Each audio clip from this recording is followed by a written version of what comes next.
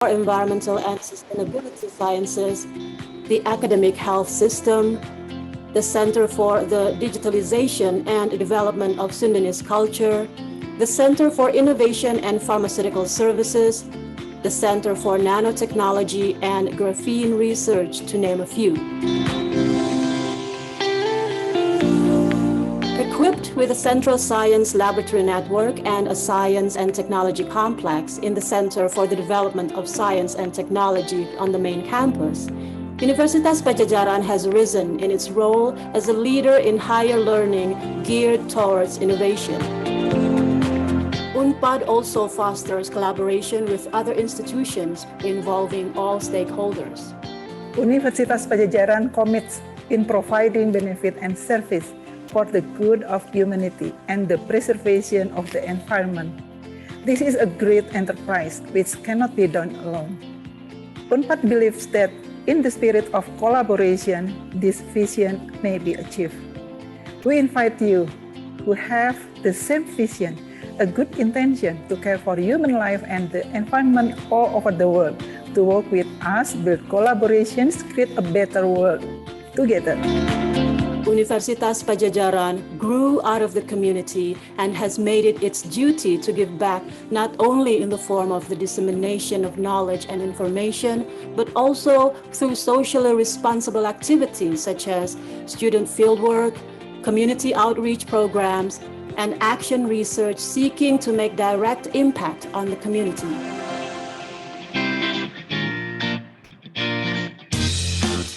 With its feet firmly grounded in the local communities and environment, Unpad is also making great efforts to take steps towards internationalization. It offers special programs for international students to maintain its global network and make its strategic and reputable place on the world map of higher education. As a site for the personal development of young minds and bodies, Unpad supports a wide variety of student activities.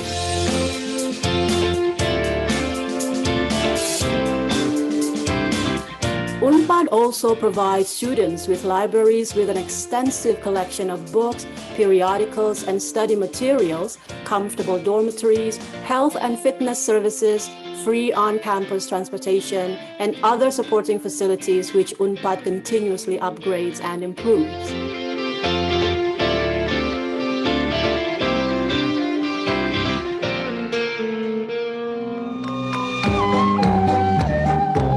While being committed internationally recognized quality research, Unpad maintains also its dedication in preserving traditional cultures as the compass for all of Unpad's activities on and off campus. As of now, Unpad have set forth unto society 200,000 graduates in various fields of work, including strategic government sectors and crucial multinational industries. Works for the good of society, bringing innovations and sincere contributions to humanity. Universitas Padjadjaran, the pride of West Java, working for the benefit of the global world.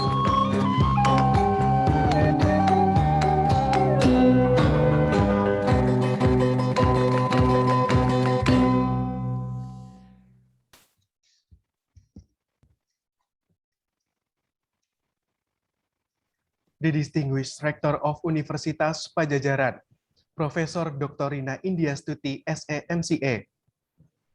The Honorable Vice Rector for Academic and Student Affairs, Professor Arif Syamsul Laksan Kartasasmita, Dr. SPMK, MKes, PhD. The Honorable Director of Education and Internalization, Muhammad Fahmi, SAMT, PhD.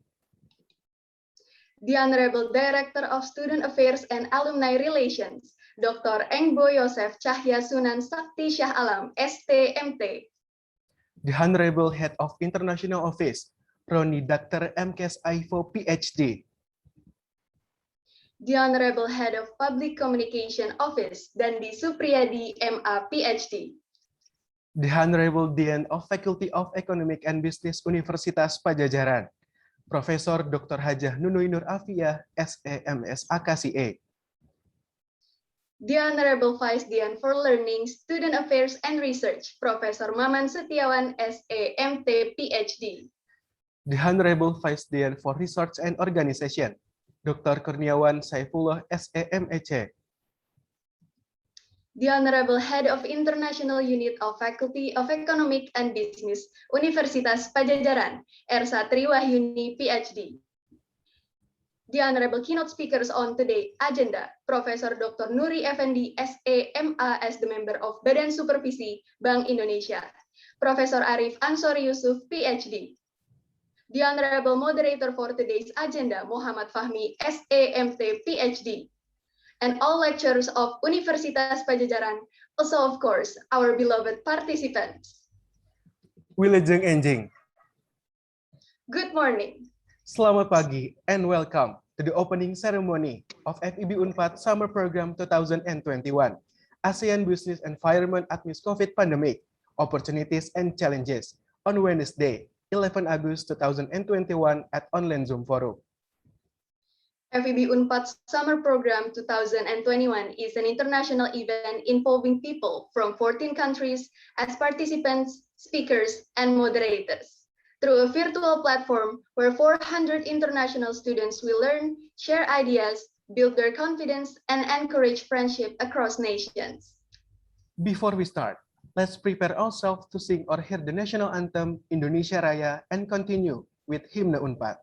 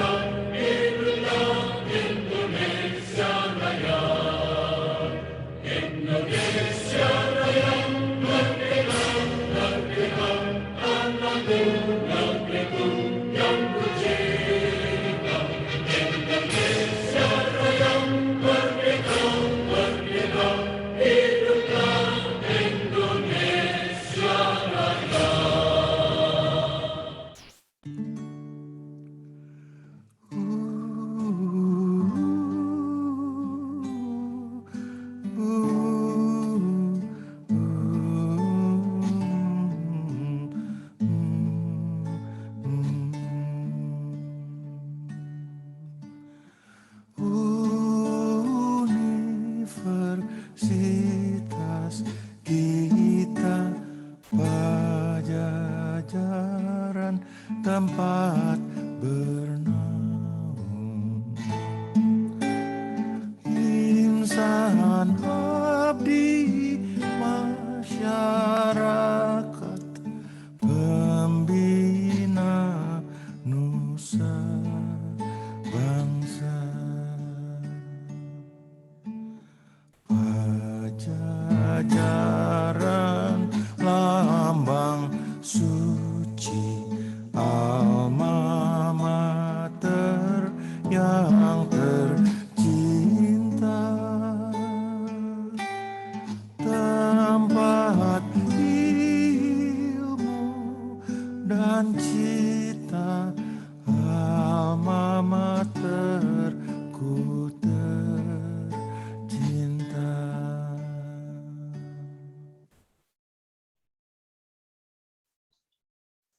Before we continue, we will start this event with pray according to each other's beliefs.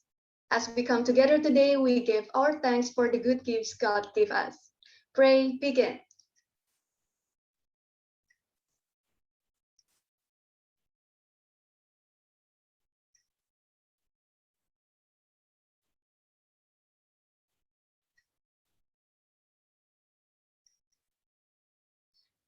Pray finished. May our activity run well from start to finish and provide tremendous benefits for all. Ladies and gentlemen, firstly, we will hear the Chief of Committee report of the FEB Unpad Summer Program 2021 to provide the explanation and the purpose of this event. To Dr. Ersa Triwahyuni, time is yours. Thank you, Pista. Thank you, Irham. Let me share my screen first. A very good morning for all the participants. The Honorable Rector of Universitas Padjadjaran, Prof Rina Indiastuti, good morning. The Honorable Dean of the Faculty of Economic and Business, Professor Nuri Nur Afia, good morning. The Honorable Vice Rectors, Vice Deans, Directors, Head of Offices, Head of Departments, Lecturers in Universitas Padjadjaran, the distinguished speakers, moderators, sponsors, lecturers from our partner universities. I saw some names in the participant list. Thank you so much for coming. And of course, beloved our student participants. Welcome to our 2021 International Virtual Summer Program. We warmly welcome all of the participants into our International Summer Program, which is held virtually this year. Summer Program is an annual short course organized by the International Office of the Faculty of Economics and Business. And before the pandemics, our summer program is an exciting short course where we had privilege to show international participants the beautiful West Java. Besides the robust academic activities, participants also experienced the stunning scenery of our volcanoes and also learn our culture through various outdoor activities. Nevertheless, this year, even though it's online, we have prepared also many exciting online activities which will serve the same purpose to provide the international platform for our international students to learn, share ideas, building their confidence and encouraging friendship across nations. It's appearing that my video cannot start. I have clicked the video anyway. Okay, so MC, have you seen my slides? Is my slide okay? Yes, the slide is already shown, All right, Dr. okay. I'm not sure why my video cannot be on, but that's fine. Ladies and gentlemen, distinguished participants, this year's summer program is the largest summer program we had. We previously have only about 100 participant maximum for our summer program, but this year we are so humbled and honored to receive so many submissions. In total, we have more 900 submissions. And after the cleanup, because some of the participants registered twice, and some of them doesn't submit the administration pages, we clean up and then end up with 853 applicants. And from that 853, we selected 404 students from 10 countries. Initially, our aim to accept 250 students, but then because of the enthusiasm of all the submissions, we extended our summer program into 400 students. Our participants come from 55 universities in 10 countries. So this is very, very exciting for us. As you see in your slide, there are Philippines, the largest so far. Thank you very much for the Philippines lecturers and students who promote these events to their students. Malaysia, we're thankful for our partner universities in Malaysia as well. Indonesian students, we received some of the applicants from non-Unpad students, but these 34 are all our own students.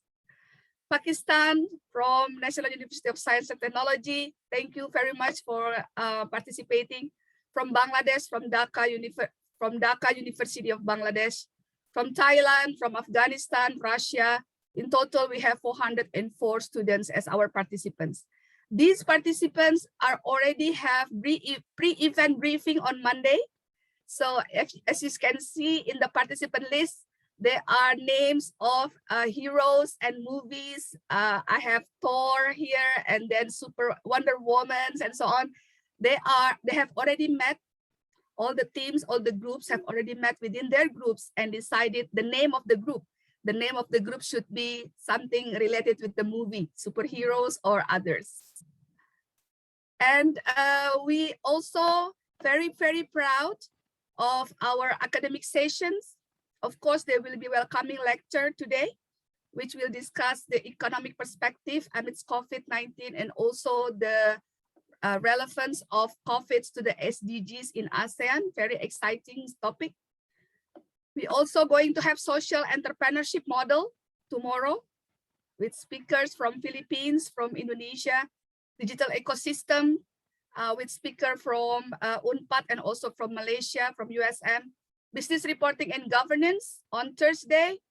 It has 4 or 5 speakers. So it's a very good webinar, this one. It is led by Asian Accounting Education Work Groups, which the presidents will become the moderator for the session. Efficiency measures in business will be on Friday. It will be lecturers from Dundee University, and also our own Vice Dean will lead this session. And future business landscape, the speaker will be from US and from Pakistan, and investment prospect, which also presents speakers from the industries. So in total, academic speakers and moderators, there are 8 universities involved as academic speakers and moderators. And we also thankful for our speakers from the industry. We have Bumdes ID, the founding director of Bumdes ID for the social entrepreneurship model. Speaker from SOPI, Singapore. Speaker from Integrated Development, Sendirian Berhad from Malaysia. From Bank BRI, Bank Mandiri, and Certified Wealth Managers Associations. For each academic session, the students will have online quiz the end of the session. So make sure you do the online quiz in time. The online quiz will only be 15 minutes. And the total mark of the online quiz will be influence your final mark of the summer program. And then not only academic activities, we have a lot of activities to increase or to improve the soft skill of the students. We have prepared the games for the groups. So all the students are divided into 40 groups. The soft skill objective of the games is to polish your creativity, your innovation, communication skills, negotiation skills, and also teamwork. And all the groups also need to make group projects, group presentation with social action plan. It will be presented on Tuesday, 17th of August in our Independence Day. And there will be also group TikTok contest. That is the group project.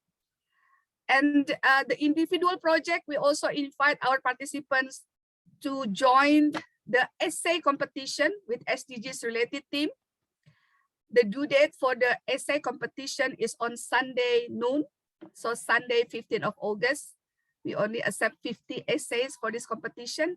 And the winner for the essay competition, the 3rd top winner, the paper or the essay will be presented in the SDGs website, SDGs Unpad website, and the top 10 essay competition papers will be printed in a book. Besides that fun activities, we want to make sure that the students also learn our culture. So we have prepared cultural activities on Saturday, 14th of August. all of you are welcome to join. Also the lecturers from our partner universities, please join this session as well. The cultural activities, students will learn Sundanese language and script. This is just an example of Sundanese traditional script. Sundanese culture history, a virtual museum tour. Yes, we made a virtual Sundanese museum for you, so you can have a tour, digital tour, virtual tour, even though you cannot come to Bandung, you cannot come to our university. Hopefully, you still can feel the vibe of the culture of West Java. And of course, on Saturday, the students will also try to play traditional music instruments, digital angklung. And we would like to appreciate our sponsors and collaborators of the events. We thank you for the funding support from Bank Mandiri and from Certified Wealth Managers Association. Thank you very much for your support. And this is a collaborative event as well between Unpad institution, SDG Center, the Center of Digitalization and the Development of Sundanese Culture, FAB Student Angklung Club, which will also in Saturday we'll teach you how to play digital angklung, and of course International Office of Unpad. So thank you for all the good work and teamwork of all the institution in Unpad and also outside Unpad. And nevertheless, I've been assisted and supported by many participants, by many students and lecturers, the committee members who have been preparing this event. And I cannot thank you enough for their innovation, for their creativity, and their hard work poured into this event. So for all the participants, we have 66 liaison officers who will become enablers in all the group activities, and more than 10 lecturers as our evaluators. And the lecturers as your evaluators are not only come from Faculty of Economic and Business, but also come from other 7 faculties in Universitas Pajajaran. So I thank you for all the support of the committee and also for the lecturers who are preparing this event. And last but least, thank you very much for all the partner universities. We have University of Dundee, Northern Illinois University, University of Science Malaysia, Nghi An Polytechnic of Singapore, Siena College of Taytay, Philippines, University of Technology Mara. We have Kabul University of Afghanistan, National University of Science and Technology, Pakistan, Northwestern University of the Philippines, and others that I may forget, but we are very, very privileged to have all of your support in this event. Thank you very much and have a great summer program. Hatur nuhun. Hatur nuhun is thank you in Sundanese. Thank you. Back to you, Fisa. Okay, thank you to Dr. Ersa for the report of the FEB Unpad Summer Program 2021.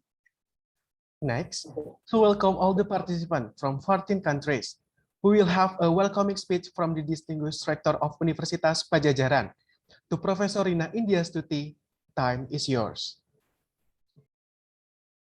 Okay, thank you, Irham. Very good morning, ladies and gentlemen. Selamat pagi. Assalamualaikum warahmatullahi wabarakatuh. Waalaikumsalam. The Honorable Dean and Vice Dean, Faculty of Economics and Business, Universitas Pajajaran, distinguished speakers and moderators, Chief of Committee, Ibu Ersa, thank you very much for your report. The beloved participants of Faculty Economic and Business Summer Program 2021 from 10 countries. Welcome to our international virtual summer program. It is my great pleasure to welcome you to our university, Universitas Pajajaran, to take part in Faculty Economic and Business Unpad International Summer Program. This program is one of our most precious gems in the university crown. I am very grateful for presence of all people here. Before the pandemic, our summer program is an exciting short course where we had privilege to show international participants the beautiful West Java and Bandung city. Nevertheless, this year we have prepared also many exciting online activities. It's mentioned by Bu Ersa, which will serve the same purpose to provide the international platform for our international students to learn, share ideas, building their confidence, and encouraging friendship across nations. All people, especially the students, are the most important part of the university because they are the power to build and to develop a university becoming better than it has been ever before. I and we all thank all people here for helping us developing our university, the Universitas Pajajaran, to build and develop Unpad into one that is truly international and plural regarding to academic, research, community engagement, language, culture, and all education aspects in the university. As one of the world-class university in Indonesia ranked by QS World University Ranking and the Time Higher Education World University Ranking, Unpad has been developing a lot of internationalization program in relation with academic, research, and community engagement. One of the strategies is done through thematic summer program. This conducted by Faculty Economic and Business. Thank you for all committee. We believe this summer program will not only increase the number of inbound students as one criteria of World University Ranking, but it has deeper value to initiate new network and open universities for universities collaboration with Unpad in the future. I do hope you will share good feeling and that you will be inspired by the unique teaching and learning environment at the Faculty Economic and Business Unpad Summer Program this year. You should know one thing for sure, you are welcome today and you are always welcome back. Unpad will happily welcome you not only in summer program, but also in all sessions. Have a great summer program. Terima kasih. Assalamualaikum warahmatullahi wabarakatuh. Waalaikumsalam warahmatullahi wabarakatuh. Waalaikumsalam warahmatullahi wabarakatuh. Thank you, Professor Rina, for the welcoming speech. Next, we will have an opening speech by the Faculty of Economic and Business Universitas Pajajaran to officially start and inaugurate the FEB Unpad Summer Program 2021. To Professor Nuri Nur Afia, time is yours. Okay, thank you, Visya. Could I allow to share my screen?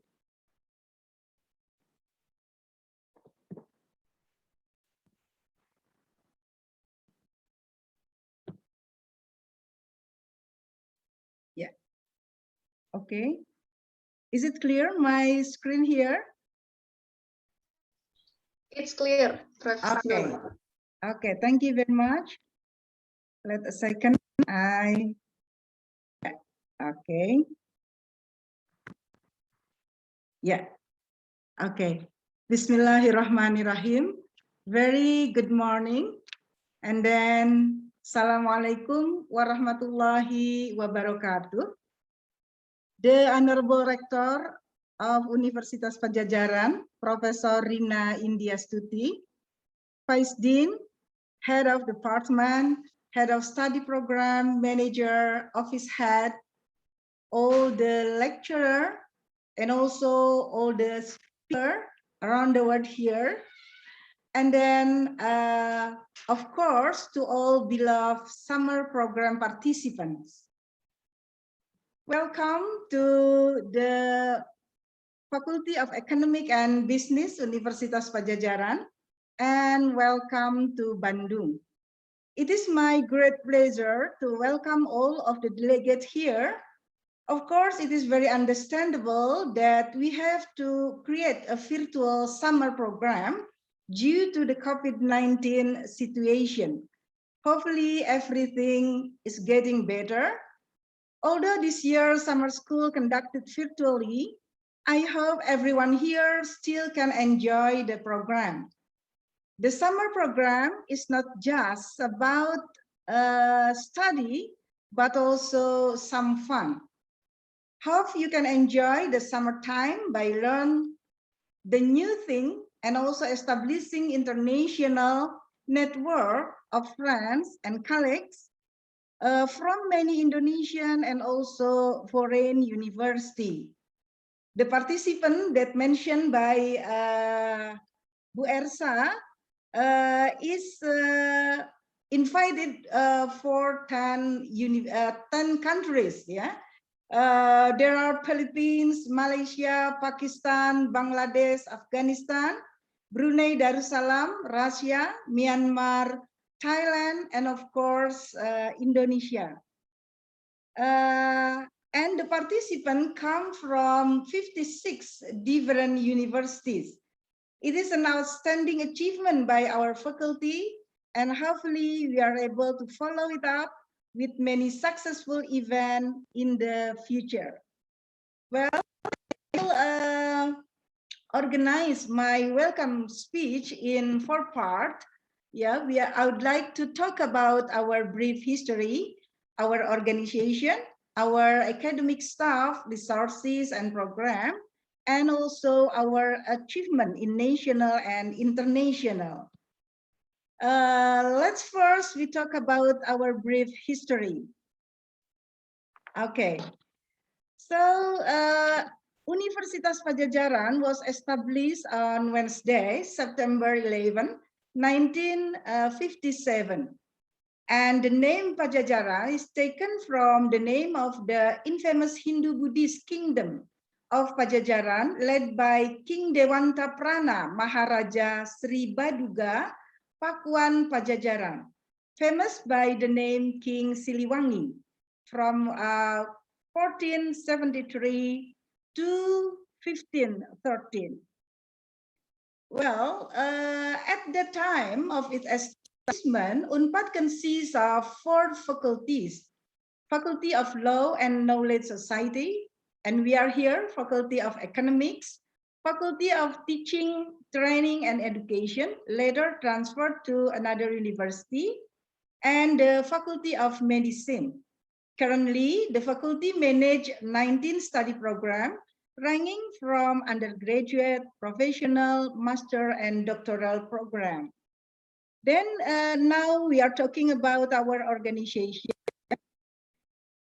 Our vision is becoming an excellent education provider which can compete and lead at the national, Asia Pacific, and international level in 2026.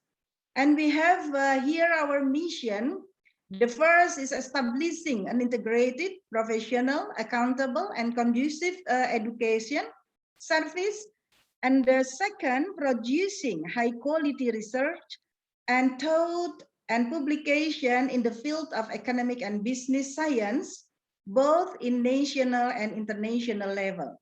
The third, provide a real and impactful contribution to the society by utilizing the research and community service applied in both private and public sector. And the last, strengthening national and international cooperation for high quality business and economic education and research development.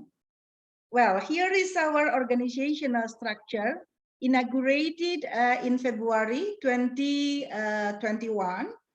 As a dean, I'm assisted by 2 vice dean here. Prof Maman Setiawan as the Vice Dean for Academic, Student, and Research, and Dr. Kurniawan Saifullah as the Vice Dean of for Organization and Resources. And under Vice Dean for Academic, assisted by managers, there are manager for learning student and alumni by Ibu Alfia Hasanah, PhD, manager for research, innovation, and partnership by Dr. Ari Pratama, and then manager for planning resources and information system by Ibu Rinka Hertika.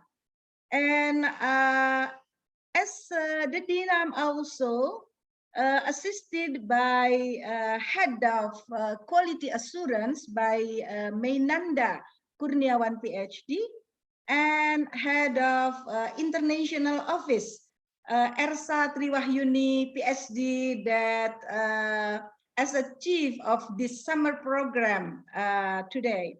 So thank you very much for all the organization here to conduct this great summer program. Then we also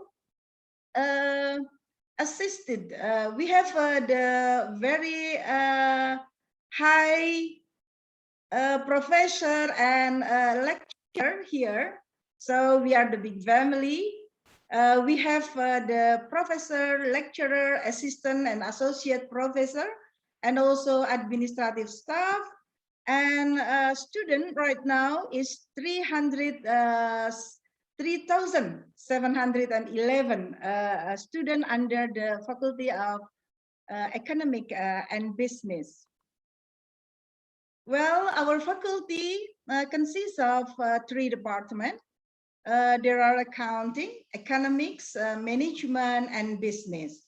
And under the faculty, we have 19 ranking for undergraduate program. We have 9 undergraduate program, 1 professional program, 6 master program, and 3 doctoral program. And to pursue our research center, we established 5 different research center. There are Management Research Center, Center for Economic and Development Study, Accounting Research Center, Digital Innovation, and Islamic Economic and Business. And we have 4 campuses. Dipati Ukur and Japati is in downtown, and also Cimandiri. And we have the main campus in Jatinangor.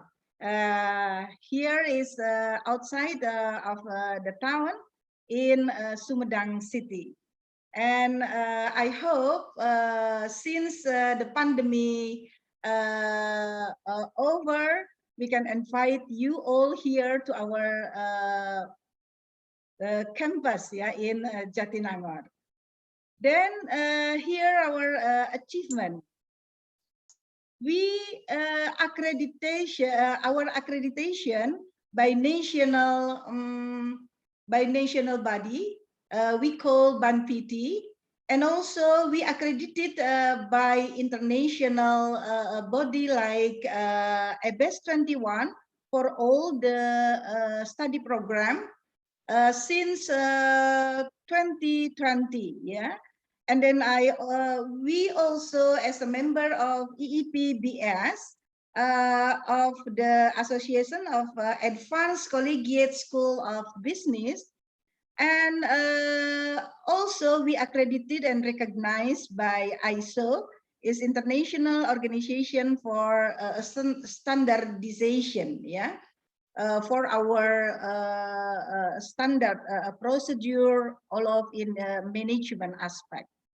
And we also collaborate with our partner, more than 50 universities, around 22 countries around the world. Yeah, so here is a part of our activities to pursuing and nurturing our international matter of network. Yeah. Okay. To close my speech, thank you for participating in the summer program, and I hope everyone enjoying their time here. Thank you very much. Thank you, Professor Nuri, for the opening speech. Okay. With Professor Nuri opening speech, the FEB Unpad Summer Program 2021 has officially started. As the summer program has been officially opened, we would like to invite all delegates of summer program to change their virtual background into the official summer program virtual background. To all the summer program delegates, please change your virtual background in to the official FEB Unpad Summer Program 2021 virtual background. We also would like to congratulate all of the summer program delegates, and we are glad to having you as the international student and the part of FEB Unpad.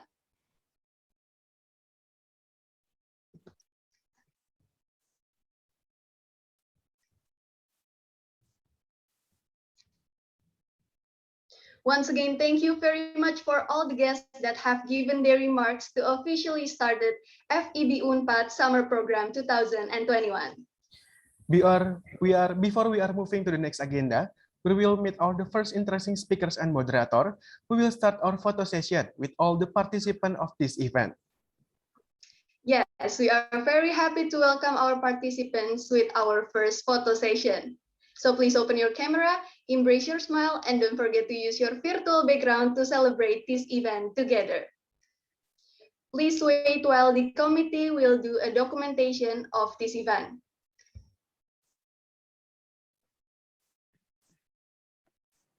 Okay, hello everybody. My name is Nathan Garis, and I'm from the competition committee, and I will be taking a picture. So please smile for 30 seconds. And I have 19 slides here, so please hold on, and I will be taking a picture slide 1 first. Okay. 3, 2, 1, and slide 2. And then slide 3, slide 4, slide 5,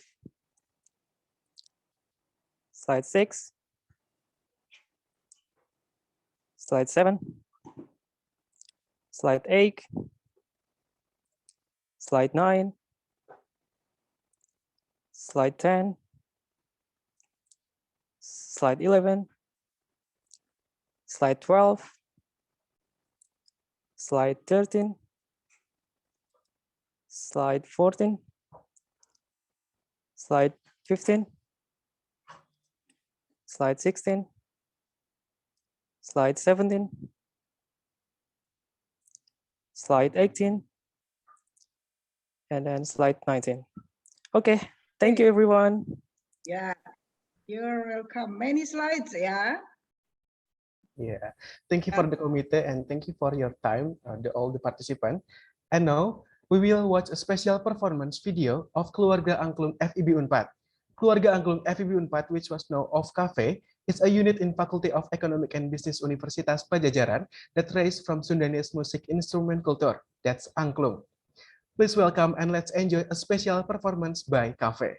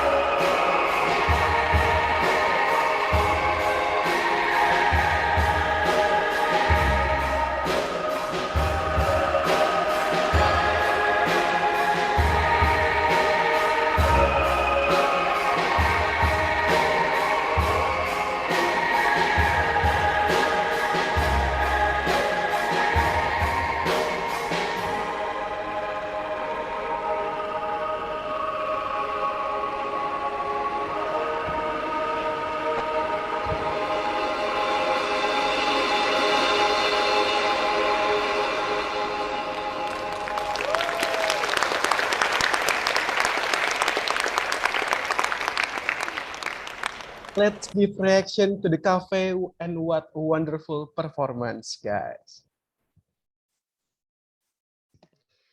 Now, ladies and gentlemen, we have arrived at the main session of the event. We would like to encourage all the participants to pay attention to this session because there will be a quiz at the end of today's event. To begin our webinar class, let us introduce Dr. Muhammad Fahmi for our moderator today. He is the Director of Education Affairs and Internalization at Universitas Padjadjaran. He is also lecturer of Economic, Department of Economic, Faculty of Economic and Business Universitas Padjadjaran. He earned from La Trobe University, Melbourne, Australia for his PhD in Economic. He graduated from Institut Teknologi Bandung, Indonesia for his Master of Industrial Engineering. And he also graduated from Universitas Padjadjaran, Indonesia for his Bachelor of Economic. Without further ado, please welcome Dr. Muhammad Fahmi. To Dr. Muhammad Fahmi, time is yours. Thank you, Irham. Thank you, Fisha, for the introduction. Good morning, everyone. So thank you so much for investing your time with us on Wednesday morning. My name is Muhammad Fahmi, and I'm a moderator for this event today. So today we have an opening lectures on the impact of COVID in ASEAN countries, and we have two speakers, and also they are professor of economics in Universitas Padjadjaran. The first one is Prof Nuri Effendi, and the second one is Prof Ansori Yusuf. So I would like to introduce you for the first speakers. The first speaker is Prof Nuri Effendi, a professor of economics at Universitas Padjadjaran. So please, Pak Nuri, join me at the stage. I'm already here. Okay, please give the spotlight to Prof Nuri. Yes. So for you to have a best view, yeah,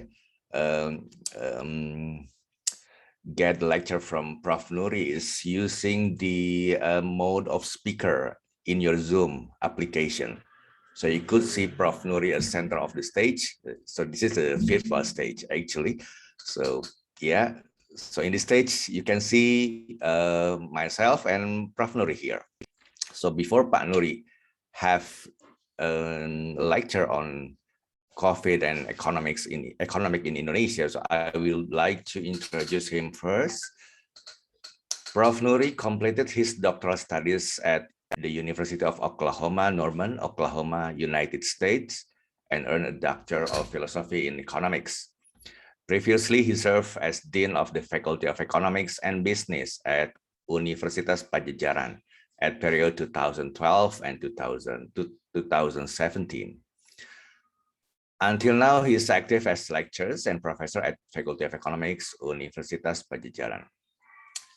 Apart from working in academia, he also dedicated himself in the various organizations such as Chairman of National Supervisory Board, the Association of Economic and Business Faculties, or AFEB, and he also involved in the Economic Regional at the Fiscal Policy Agency, or BKF. And now he was a member of the Bank Indonesia Supervision Agency for the period 2020 and until 2023. So he also awarded as a professor in micro and financial economics from Universitas Padjadjaran since 2019. So please, Prof Nuri, I would like to give you time and this virtual stage for you to give us the lecture about the COVID-19 and Indonesian economy. Time is yours, Pak. Thank you very much, Fahmi. Very good morning to all of you, especially the participants of, I believe, would be a wonderful, even though virtual summer program. First of all, I would like to extend our deep appreciation and also gratitude to all of you participants who joined this program on behalf of the faculty as well as the university. I believe this program will be excited as well as wonderful. So stay tuned. The spirit of this program, I think, is not only learning, but also sharing. So even though this morning you may learn something from me, but in the next session or the next program, next day, and so on, you may also share your experience, your knowledge, your insight, and so on to other participants. So again, I believe the spirit of this program is learning, sharing, maybe engaging and relating to know each other, to be more united, more related, more engaged individuals around the globe. This morning is almost 10 a.m. here. I am in Bandung, 10 a.m. In the morning, but I know that some of you are at the later time zone or earlier. For those of you who are in the Philippines, yeah, I think now it's what time, 11 or 12? Also in Malaysia, I think it's 1 hour earlier, yeah? I don't know in Bangladesh or Pakistan, what time is it? Maybe you may share the time of your time now currently in the place where you stay right now.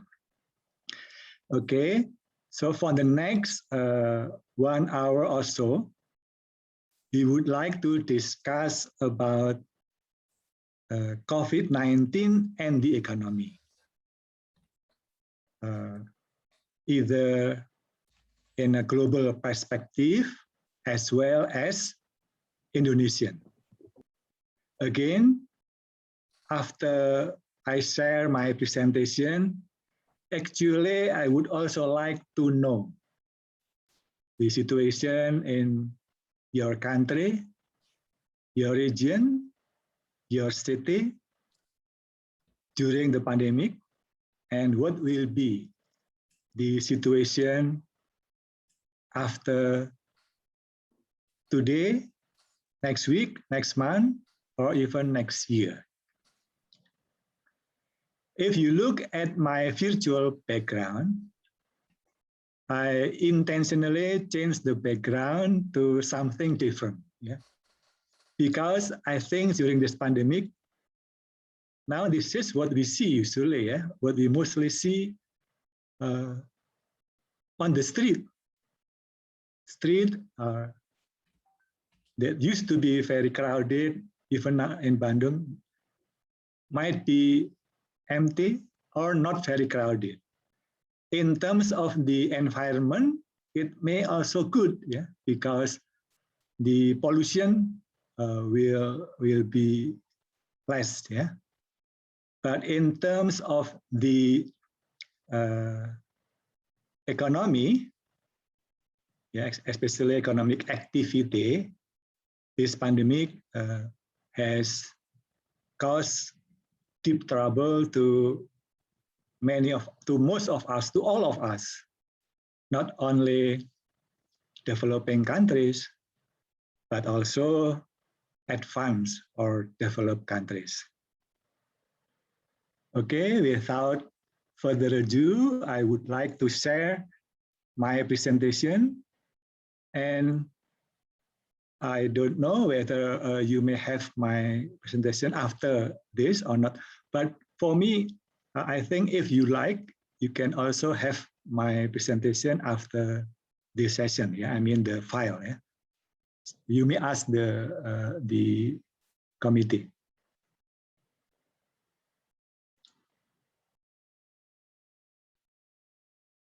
Well, Pak Fahmi, I think I cannot share. Okay. Yeah. So please, the operator, give Pak Nuri authorized to share the screen. Do screen sharing. Yeah.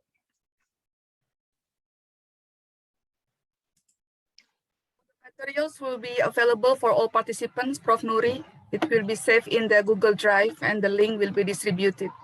Yeah, but Pak please Nuri would like share to my share. PDF, yeah, my PDF file, yeah. Okay. Yeah, I think you already have, yeah, my file, yeah, Bu Ersa. Yes, Pak, well received the file. Okay.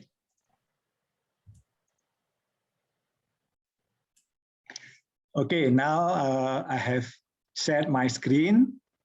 Can you see it? Yes, Pak. Okay, good.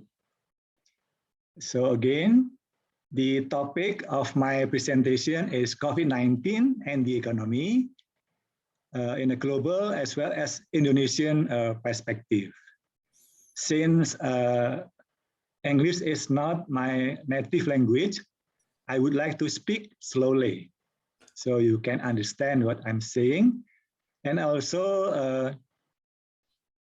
I believe not all of you are familiar with economics. So that's why I would also like to speak speak slowly, yeah, so you can understand it. In some session of my presentation, I would also like to do some illustration, yeah, to illustrate certain issues that for some of or many of you may be a new concept. Actually, I would also like, or I'm kind of wonder why among the participants, which are almost 400 individuals, 400 students, 75% are female, yeah? Only 25% are male. I don't know what is behind these figures, yeah, this data. Maybe later on, Ibu Ersa may ask students, yeah, the motivation of them joining this program. Is it the same? Prof Nuri? Yes. I think the PowerPoint still in the edited mode. Yeah, I know. Yeah, I know. Okay, okay. Yeah. Yes, great. Yeah, okay, this is the full screen presentation, yeah. Again, later, Ibu Ersa may also ask the students the motivation, so they get more understanding of why there are more female students, yeah. Okay, let me start the presentation. My presentation is divided into 4 sub-presentation. It's the first, I would like to share the current situation of the pandemic, and then the state of the Indonesian as well as global economy, and the response, and it will end with the concluding remarks. This is the current state of the pandemic. The darker the color on the left-hand side, on the more red the color on the left-hand side, means that the cases is higher. Yeah. So we can see that, for instance, China has the lightest color. It means the least confirmed COVID-19 cases, while like United States, Brazil, and the darker, also Malaysia, yeah, Malaysia also kind of dark, yeah. It means that the COVID-19 cases per million people, so not the total case, yeah, is high. On the right-hand side, we see that the people that has been vaccinated is not the same or not symmetric across the globe. For instance, Canada, 72% of its population has been vaccinated.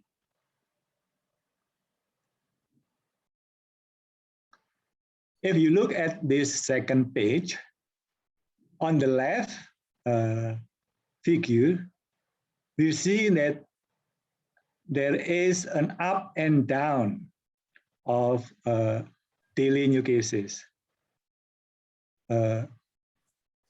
Actually, now we are, in terms of the global pandemic era, we are at the third wave, almost third wave. We were optimistic that the pandemic will be over, but then came the Delta variant that is still difficult to handle. Some people say that Delta variant will not be the only problem in the future, in the near future, but also new variant. Some people say that the Lambda variant is also coming.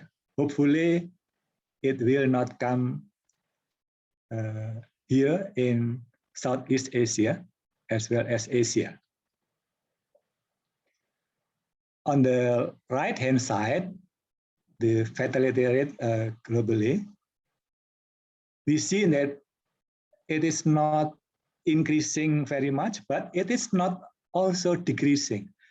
In terms of the global figure, it is slightly decreasing. So decreasing means we have some optimism of the future of this pandemic. On the left figure, on the figures on the left hand side, we see that the less developed the country is, the more that they suffer. So if you look at the lines, the upward sloping lines, for instance, Yemen, Vanuatu, and so on, the line is higher than, for instance, the line for Singapore, Bhutan, and so on. Higher means it has the ratio between the confirmed death and the cumulative cases is higher. And if you read carefully, the more developed the country is, usually the lower the country is in the line. It means they are better in terms of handling the sick people.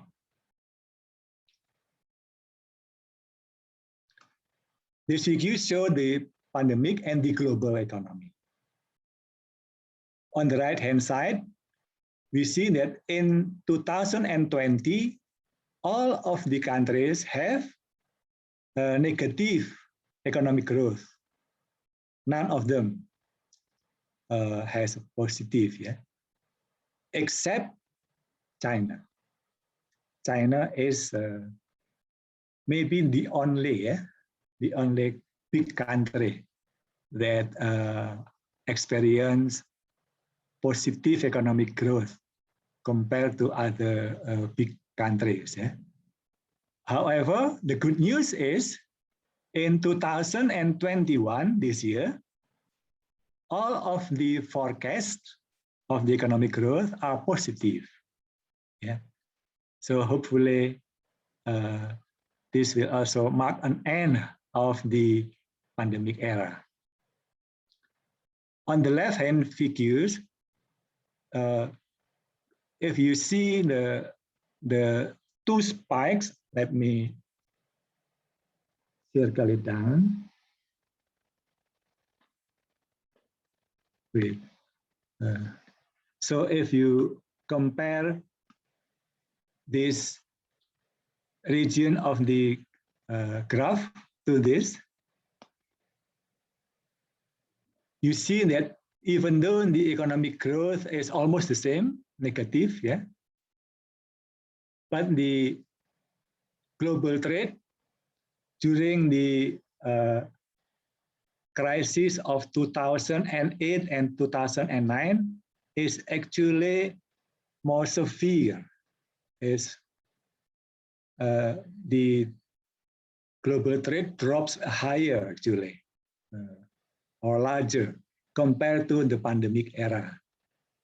However, in terms of the economic, in terms of the global output, the gross domestic product, yeah, the negative impact of the pandemic is higher compared to the crisis of 2008.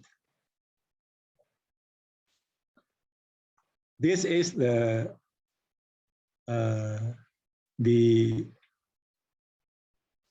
figures, the data of the consumer confidence index. It shows how confident the consumer is to do the economic activity in the near future. As you can see that during the pandemic era, or the beginning of the pandemic era, it drops. Yeah, this is the, on the left-hand side, we have the actually production manufacture index. On the right-hand side is the consumer confidence index. It drops during the early of the pandemic era, but now it becomes increasing, yeah, even though not very high. This is also the figures, the data, and the information of the impacts and effect of the pandemic on the global economy. This part is for China and India. This is the newly industrialized economics like Hong Kong, Republic of Korea, Singapore, and Taiwan. And the ASEAN 4 is on the right-hand side, Indonesia, Malaysia, Philippines, and Thailand. Philippines actually is the one who suffered the most, but in terms of net export, it's positive even last year, even during the first quarter, second quarter, third quarter, as well as fourth quarter. This is the same. It means, I mean that this is the impact of the pandemic on the economy. But in this case, we see that the impact on the emerging economies is also very severe. Yeah? You can see from this. Yeah.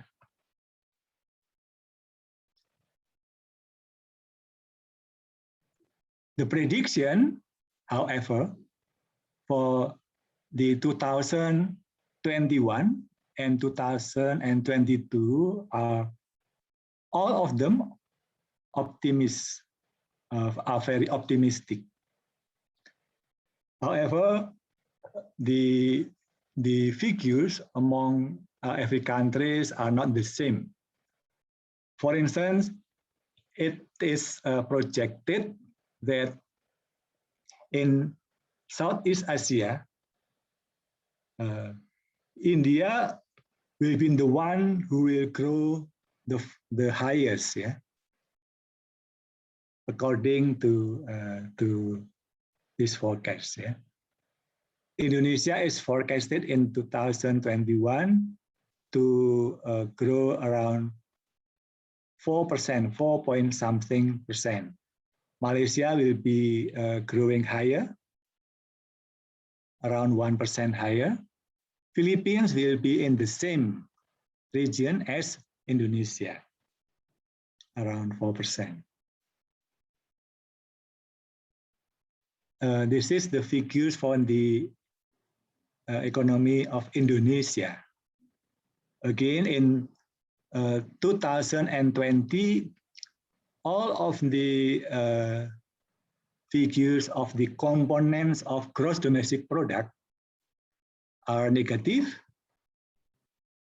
During the first quarter of 2021,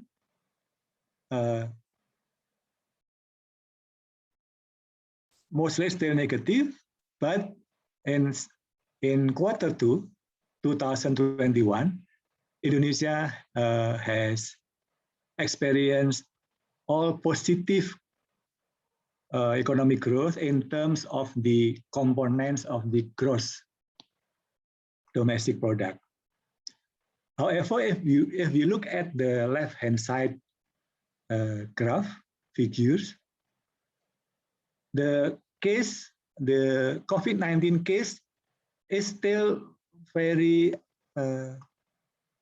worrying, yeah, because it has increased, I think, since the last 1 or 2 months. However, this week or the last 2 weeks, it's slightly decreasing, and hopefully this trend will also be continue like that. This is the figures in 2019, 2020, and 2021. The second quarter of 2021, Indonesia has experienced high economic growth because the economic growth is increased by more than 7%, 7.07% to be exact. Yeah. Trade increased by 9.44%. Mining is also has a positive increase. Agriculture slightly increasing, and so on. Also on the components of gross domestic product, all of them are positively growing. One of the indicators, whether we have an economic uptrend or downtrend, is the index of mobility index. When people stay at home, they will do less economic activity compared to when they can go out and do some activities. Yeah. The figure shows that the mobility index is not constant, is fluctuating. Yeah. However, during the last 1 or 2 weeks, between 1 and 3 weeks, if you look at the figures, mobility index is increasing. So this is a sign of a new hope of the economic recovery, even though Indonesia still has significant COVID-19 cases. The same thing is also true for the regional mobility index. In West Java, in East Java, Jakarta, and so on, we see that the trend is upward. It means that that the mobility index is increasing, despite there is still restriction to do some economic activity. Inflation is very low if we compare the figures for Indonesia during the last decade, and it makes sense because during the pandemic, economic activity is less than before the pandemic. The buying and selling, the production and consumption are less. In terms of the economy, if you are familiar with the supply and demand, in macroeconomic terms, is the aggregate supply and aggregate demand. So this is the national income, and this is the price. Since we have less demand and also less supply, you will see that economics will be shrinking, yeah. But the pressure for the inflation is also decreasing. So in terms of inflation, you can see that there is a downward trend of inflation in Indonesia. If you look at the policy response of the government, especially the central bank, you will see in the next slides, yeah. The response, the policy response of the pandemic is usually accommodative monetary as well as fiscal policy.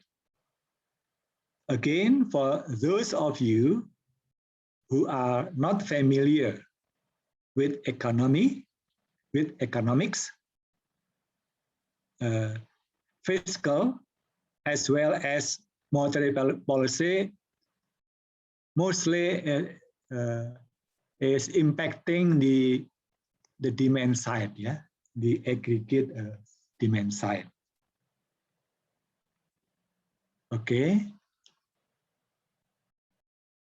In terms of the exchange rate for Indonesia, because Indonesia is a small country, small means that Indonesia cannot influence the price, the global price. For instance, the interest rate, the international interest rate, as well as exchange rate.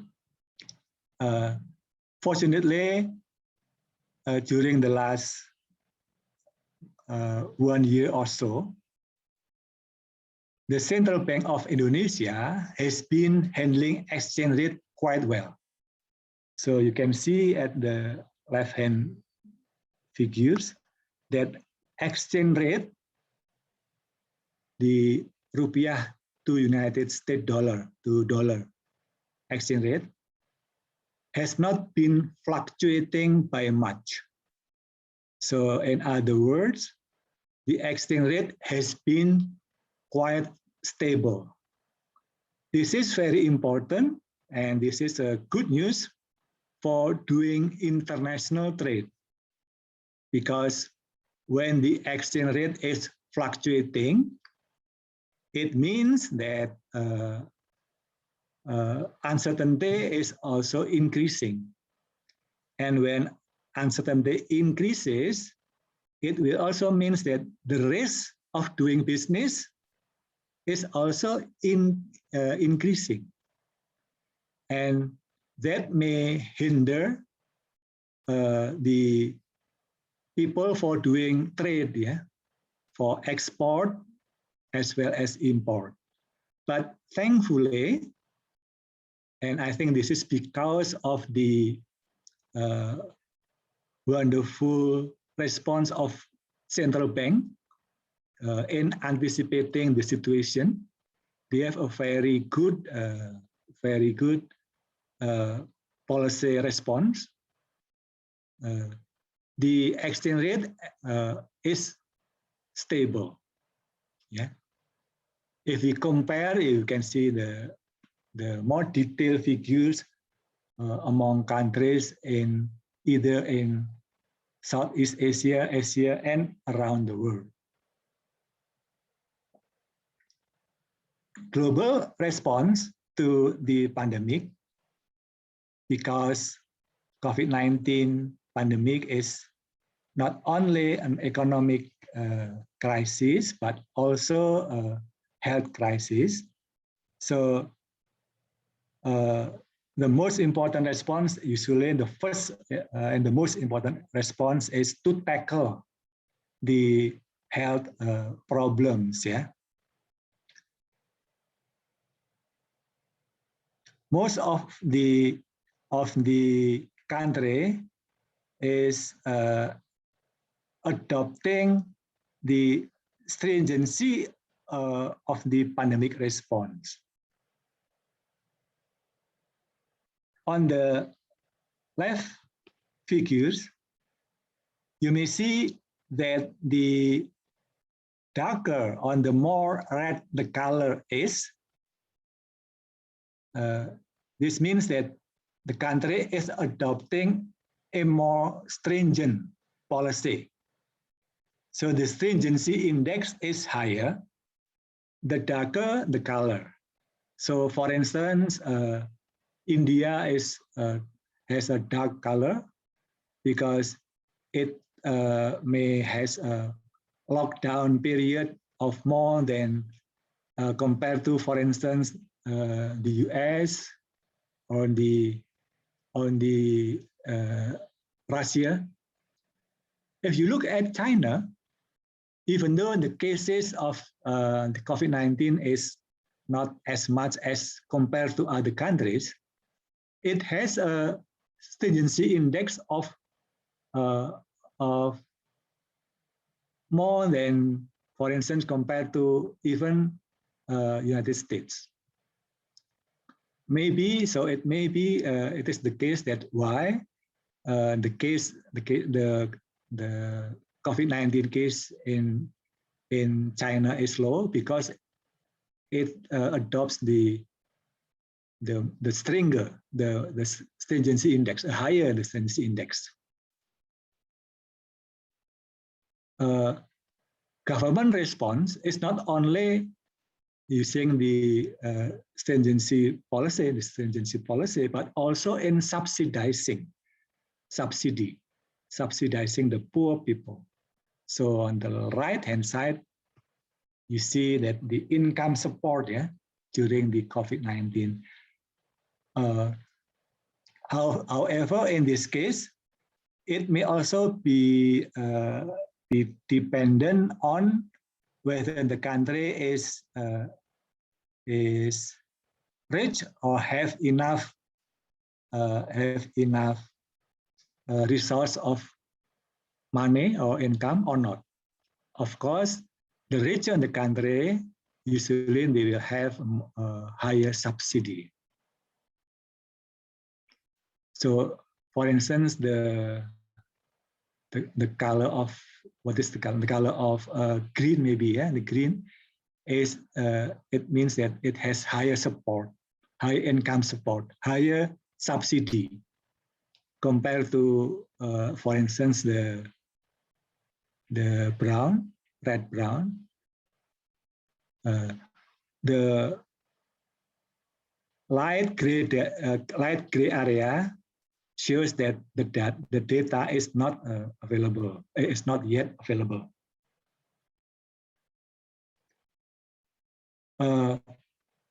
In terms of policy measure, fiscal as well as monetary policy, most of the countries has been adopting more like easy fiscal and monetary expansionary fiscal and monetary policy.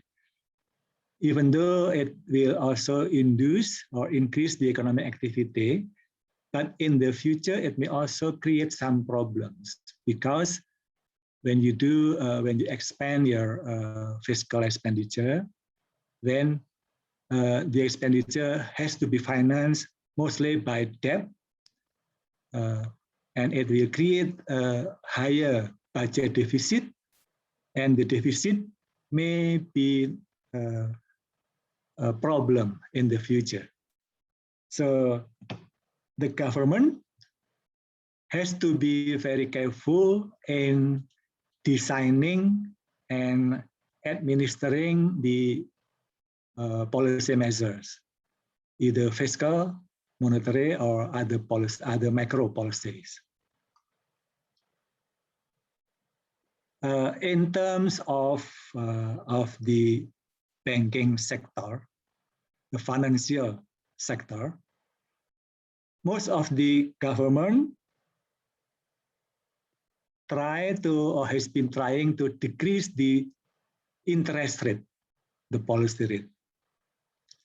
This has some goal, some intention to increase the investment as well as the spending of the society, of the economy.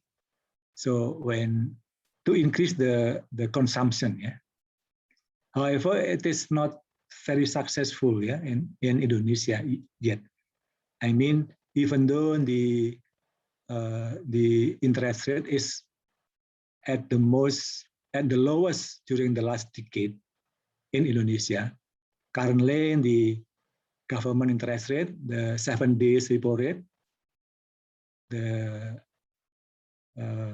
central bank rate is only 3.5%, which is the lowest, but the investment is not increasing by much.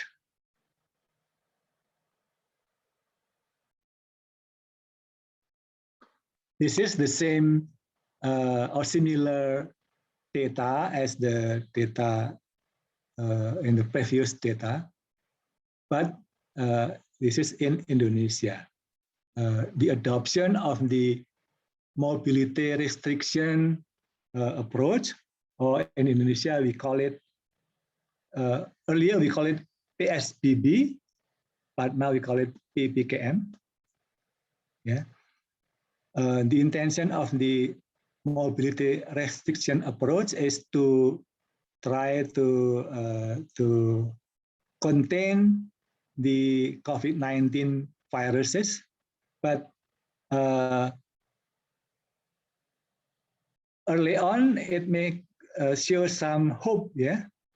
But when it comes the Delta variants, the cases is increasing again. However, since like the last week, it has decreases a little bit, yeah.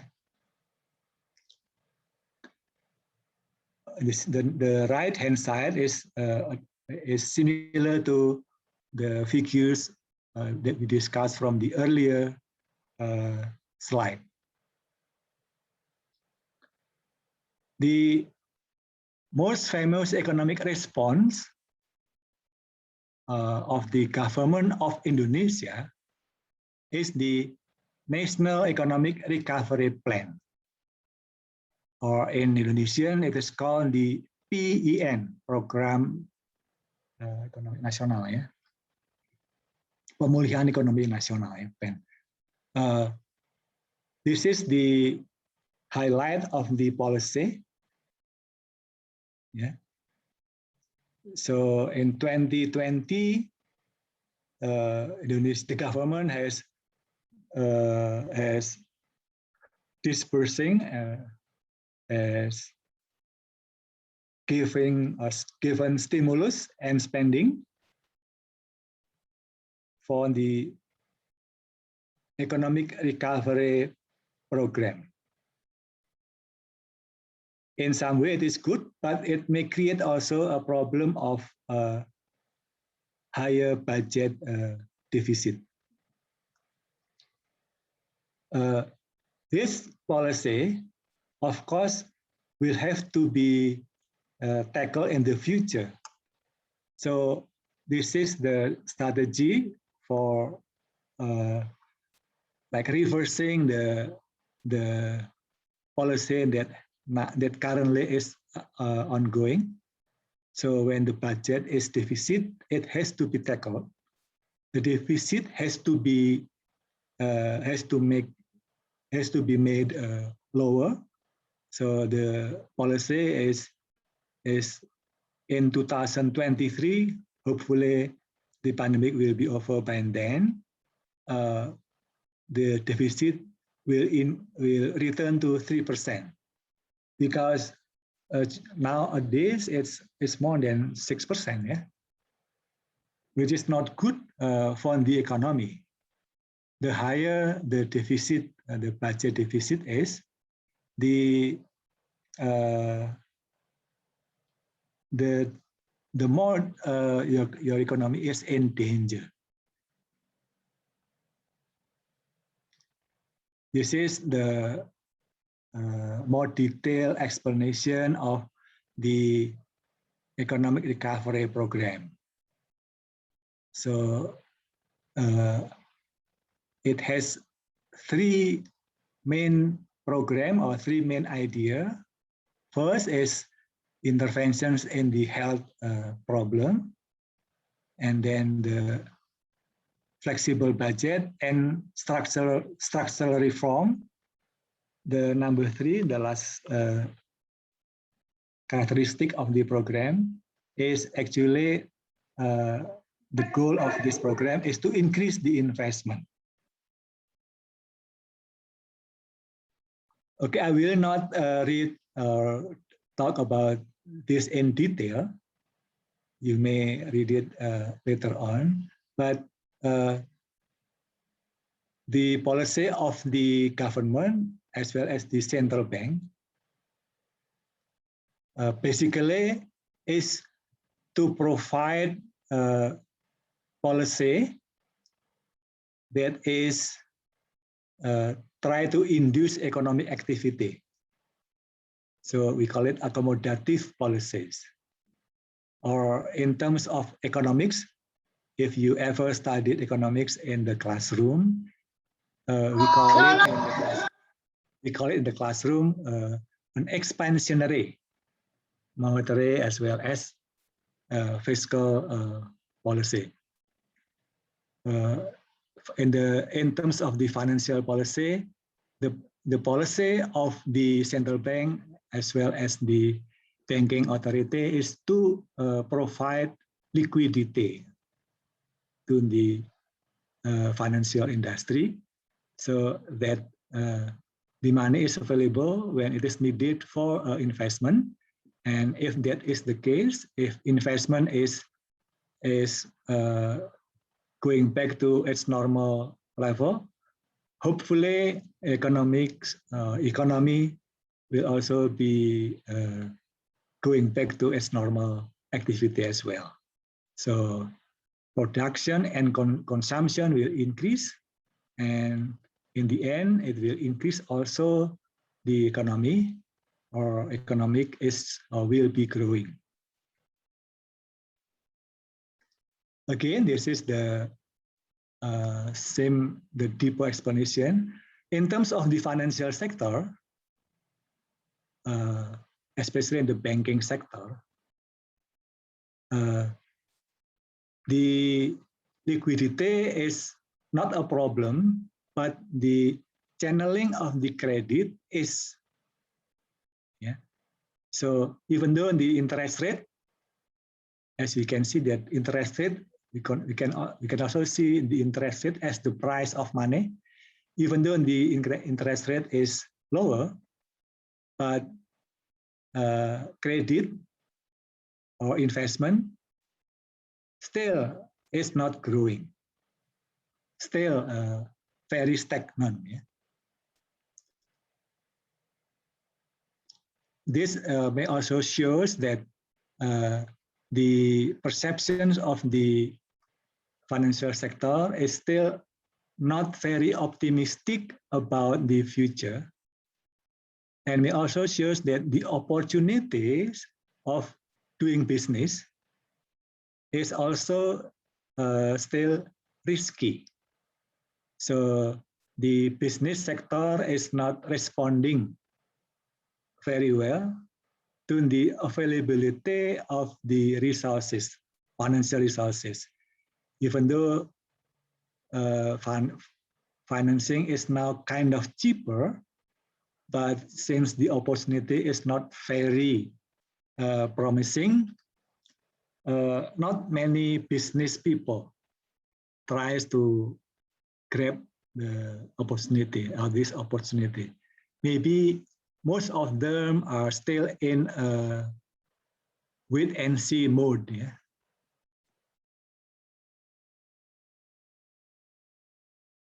Again, this is similar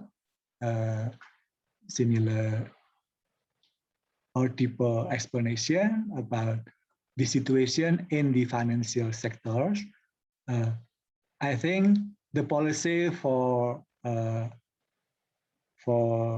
trying to push the economy in Indonesia will not be very different than the one in the Philippines, Thailand, and also Malaysia. In Indonesia, most of the priority of the subsidies and things like that is directed or intended to SMEs, yeah, to small and medium enterprises. The reason is because those are the most enterprises that we have in Indonesia, and also the people involved in that industry is the most. Yeah. Okay, and now we come to the concluding comments and concluding remarks. Yeah. First, that the unprecedented global health crisis, the COVID-19, actually makes all of us suffer. Yeah. We are still not in a very good situation, but the hope is there. So hopefully in the next 1 or 2 quarters, the economy will be going back to upward trend. And in 2022, hopefully the pandemic will be over. Differences in economic and the impact and pandemic severity has caused heterogeneous policy response. So policy responses of each country is not symmetric. Yeah? It depends on the resources, especially in the financial resources of each country. Even they have the same financial resources, the policy response may not be the same neither. Yeah. So, for instance, like the 2 biggest countries in the world, China and the United States, has different way of responding to the crisis, to the COVID-19 crisis. In general, countries respond to the pandemic by increasing the budget deficit because they have to do some subsidy and conducting expansionary monetary policies as well as fiscal policy. Indonesia has a national recovery plan, yeah, which is very similar to other countries in the other part of the world, which includes large government spending on health infrastructure, because health is the necessary condition in terms of economic recovery, and also a social assistance program to ease the burden caused by the pandemic. The monetary policy for Indonesia actually is not usual. It means that Indonesia has never done this kind of policy before. So the policy is extraordinary, but it is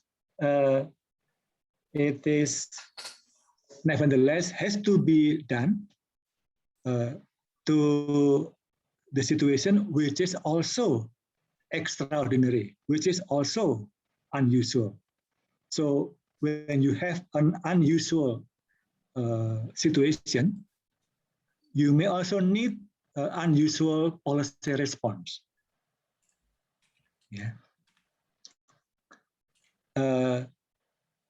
To close my presentation, even though we still have some problems with the COVID-19, even though Indonesia and other parts of the world is still experiencing the pandemic, but most of us in Indonesia, especially the government, is very optimistic that sooner or later the pandemic will be over, and the outlook of the economy in 2021, 2022 is better than 2020 during the earlier stages of the pandemic. Yeah. So hopefully the pandemic will be over sooner than later. With that, I would like to close my presentation and thank you very much. I return the time to Pak Fahmi. Thank you. Thank you, Prof Nuri. You can give applause to Prof Nuri at the reaction button. So we will have still about 11 minutes, Pak. Maybe some of the audience have any questions from your insightful and interesting lectures. So the organizer also prepared some shopping voucher for those who ask questions in this session. So three participants will be awarded about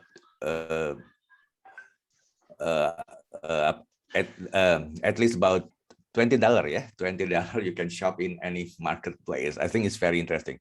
So please raise your hand, just push the reaction button on the right hand side on your Zoom monitor, yeah. So please raise your hand so I can notice which one of you who asked questions. So three. There's already one question in the chat room as well, Pak Fahmi. Okay, okay. Yeah. And one is Hauke Farhan also already raised your hands. Okay, so in the chat room, I couldn't see any question in the chat room. That's from City. From City, yeah. It was mentioned a while ago. Oh, this is direct message. Sorry. Let me read the question. Yeah. City Faris, can you open your mic? Open your mic. It was mentioned a while ago that IMF is providing financial assistance and debt service relief during this pandemic. My question is, how would, oh, hold on, suddenly there are so many questions in the chat room. My question is, how would this assistance and relief affect the economic status of the countries in debt in the long run? Let me rewrite the questions of City in the for everyone. Yeah. I think everyone who would like to ask, please raise your hand, yeah, in the Zoom reaction, yeah. It is easier for us to let you ask the question to Prof Nuri. So, okay, the first one is Hawkeye, Farhan, Hawkeye, please. Yes. Yeah. Am I audible? Yes. Yes. Okay, so I had this one question. So usually expansionary monetary policies leads to rising prices, that is inflation, as we can see in many countries, including the US, and even here in Bangladesh, there has been the effects of rising prices due to expansionary monetary policies. But as Professor has shown in the case of Indonesia, inflation has not risen that much. Why is this case for Indonesia? Thank you. Thank you. So can I answer it one by one? Yeah, just right away, Prof. Yes. Yeah, okay. Thank you, Farhan. So I believe you are from Bangladesh. And I also believe that you know something about economics. Yeah, I think you are correct in mentioning that usually monetary as well as fiscal policy, which are expansionary, usually leads to a higher prices, or in other words, usually creates some pressure to the inflation.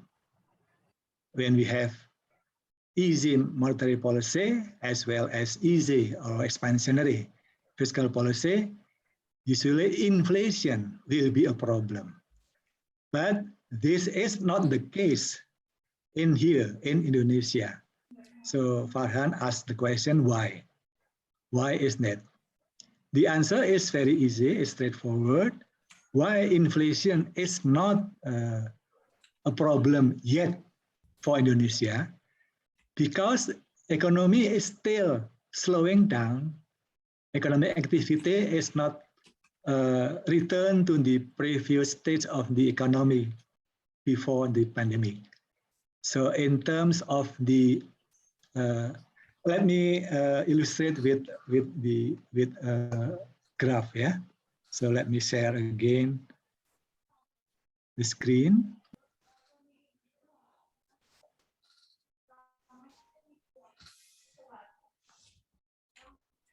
So hopefully you can see this.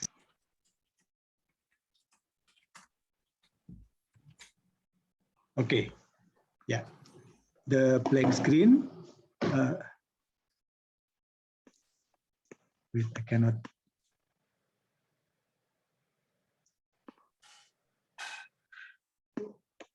Sorry, I cannot write.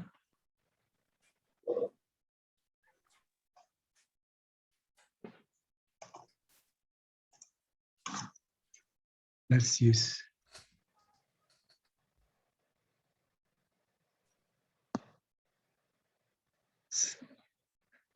Let me use the. Oh, I cannot. Yeah. Sorry, I have difficulties in using my pen. Yeah.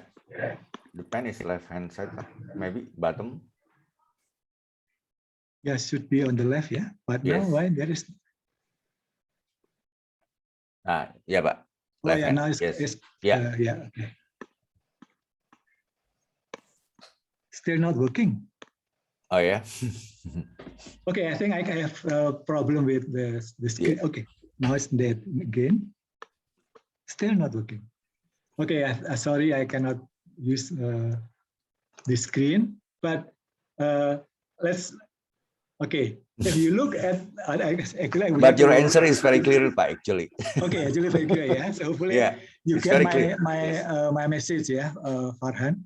I'm sorry I cannot do some illustration using the graph because of technical problem. Yeah, but I would also like to share my opinion to others, especially the youngsters, because many of you are undergraduate students. So you are the future generation. We call it the millennials, yeah. In Indonesia, and I believe it's also true in other parts of the world, that the impact of the pandemic actually has some surprising and also positive one in terms of the economy. It creates a speeder adoption of the technology, namely the digitalization. So digitalization in terms of education, in terms of banking, in terms of buying and selling, is at the speed of its highest. Yeah, the adoption of the digitalization is at the highest rate of adoption compared to before the pandemic era. So For instance, this morning and also in the next, we do some discussion, we do some learning, sharing, and so on, using a digital technology, which is for me, I haven't ever imagined before, like before the pandemic. I'm not very familiar with the Zoom. Yeah, I know Zoom when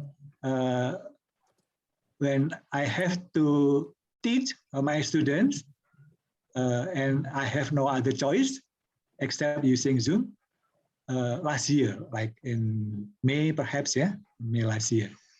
But again,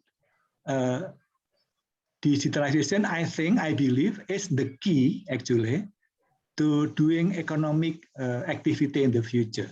So for those of you who are students currently, if you want to be at the more competitive advantage compared to other people around you, you have to be digital literate. Yeah, you have to learn something, learn more about digitalization and its adoption to many types of economic activity, either producing, selling, financial sector, and so on. Again, thank you, Farhan. Okay, hope you have a wonderful experience during this program. Pak, we still have like 9 questions, Pak. So Maybe we I still only have have 9 1 or questions. 2 So more I will ask time. the first group, yeah, of the participant, yeah. So please, myself, Andy, Radifa, Keisha, and Rocky Jai, yeah. So that's the first group. Please ask your question directly and to the point, yeah. Okay, please, Mai. Yeah, you can open your microphone, Mai. Hello. So no, the first one is Sophia, myself, Sophia, you. So Rocky Jai is the last one. Yes, Hello. yeah. Hello, good day, everyone. Sir, I would like to know more about your own personal perspective of what is your biggest fear about the economy, maybe in Indonesian economy or ASEAN economy or global perspective. Okay, thank you. Second. Hello, thank you very much, Sophia. Yeah, Pak Sophia Nuri, is from. Prof Nuri. I think Yes. we will have like 4 questions first, and then you can ask. Oh, okay. In the okay. Yeah, in the one time. Yeah. Second one, and Andy from CSU, please. Yes. Good morning, Professor. Thank you for that very exhaustive presentation on the economy of Indonesia amidst this pandemic.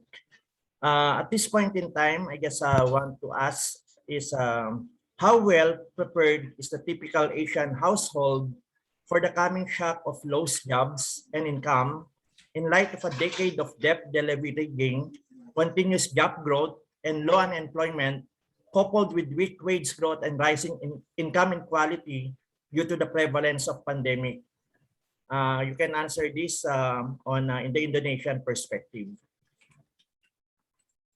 Okay, thank you, Andy.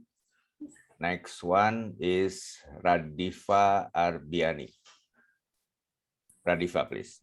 Okay, good morning, everyone. So my name is Radifa, and I have some question for you, Professor Nuri.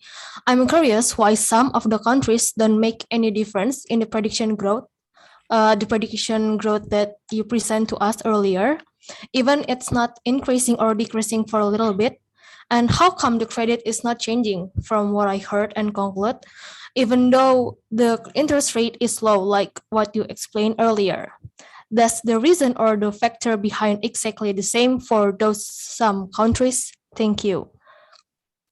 Okay, thank you, Radifa. Next, Keisha from Universitas Pajajaran. Good morning, sir. I want to ask,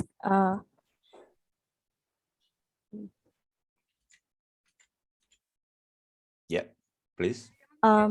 In your opinion, is the PEN policy running properly and have big impact for COVID-19 economic crisis?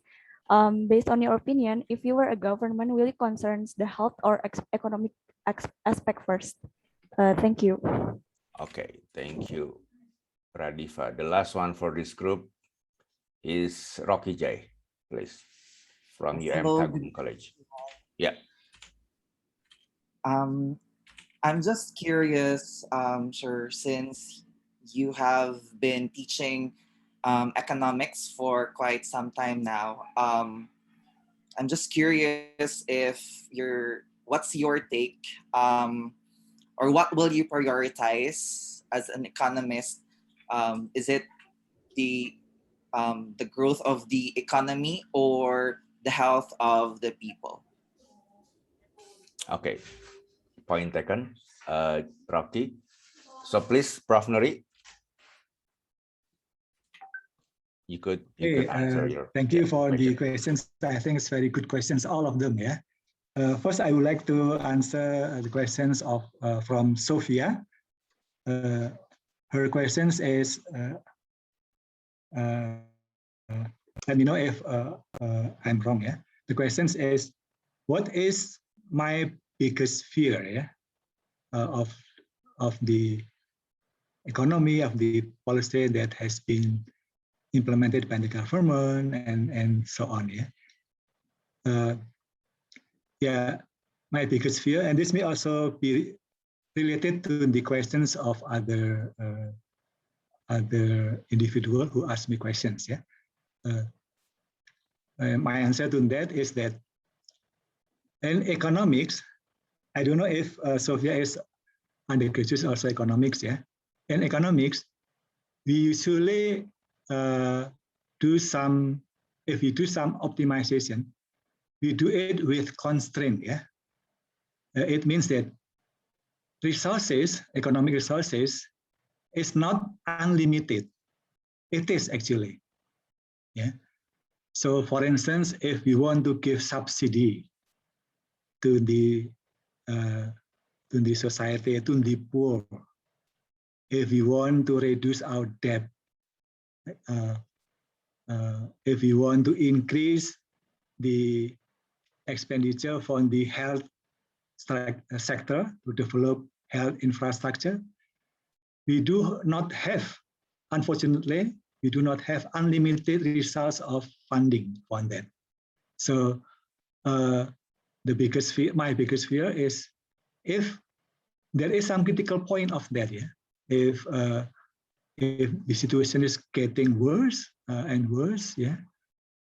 For instance, if the spreading of the COVID-19 is very, very high, the economy on the nation will not stand actually. Yeah? Hopefully it will not happen. Yeah? For instance, let's say if the poor, this may also be related to the questions from Pa Andi, I think. For instance, if the government do not have enough money to subsidize the poor, and people or individual or human being needs to eat to survive, and if they do not have enough money and enough funding and enough resources, it may also turn into violence. Yeah, so they may do some. There will be some rioting. Yeah, some.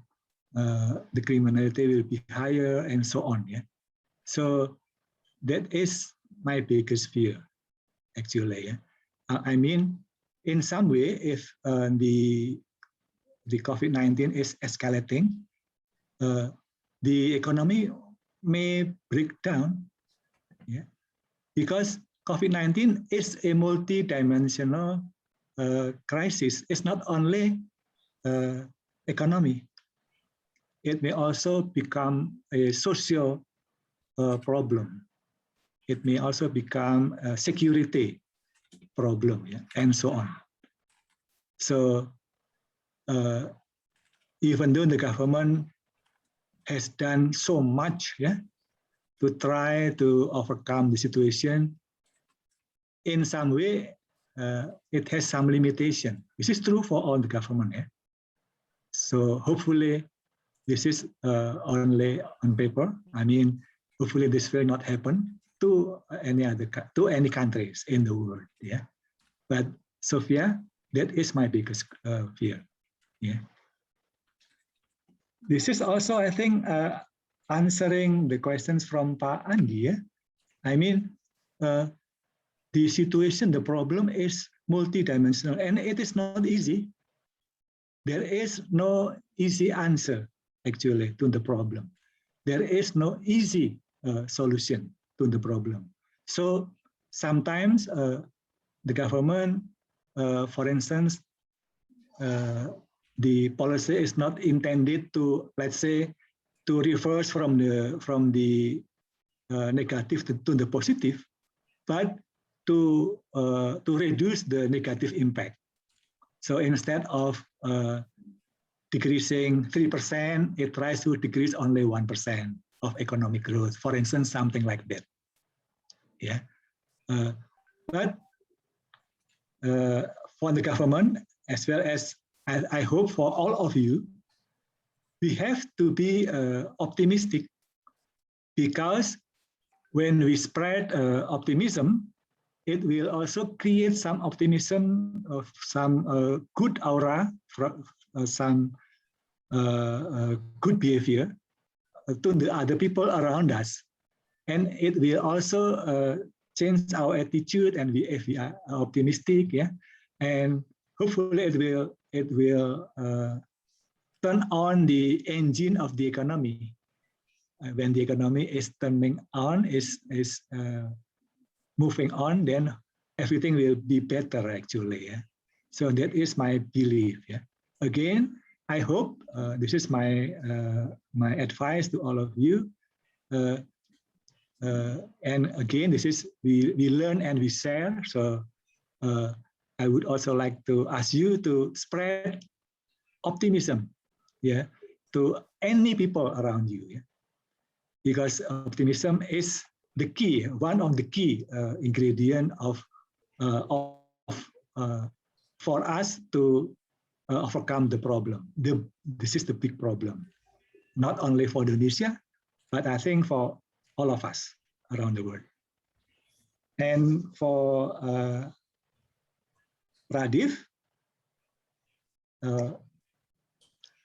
maybe Pak Fahmi would also like to tell me the question, but I think one of the questions is, why credit, even though interest rate is very low in Indonesia, why credit is not growing very much? Yeah, it's not increasing.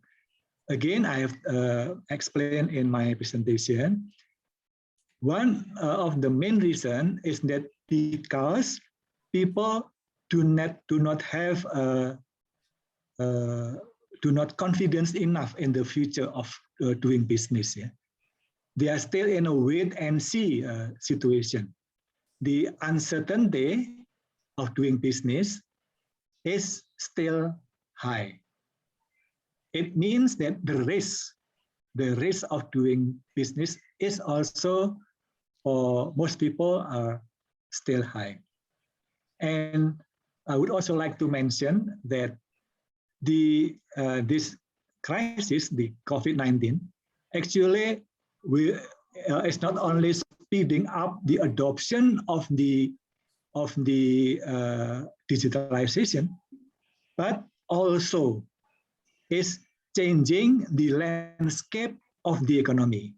It changed the economic structure. So, for instance, for those of you who come to who are from Thailand, the revenue of Thailand before the COVID-19 mostly comes from tourism. Tourism now is one of the sectors that suffer the most, suffer very deep. Yeah. So the structure of the economy is changing.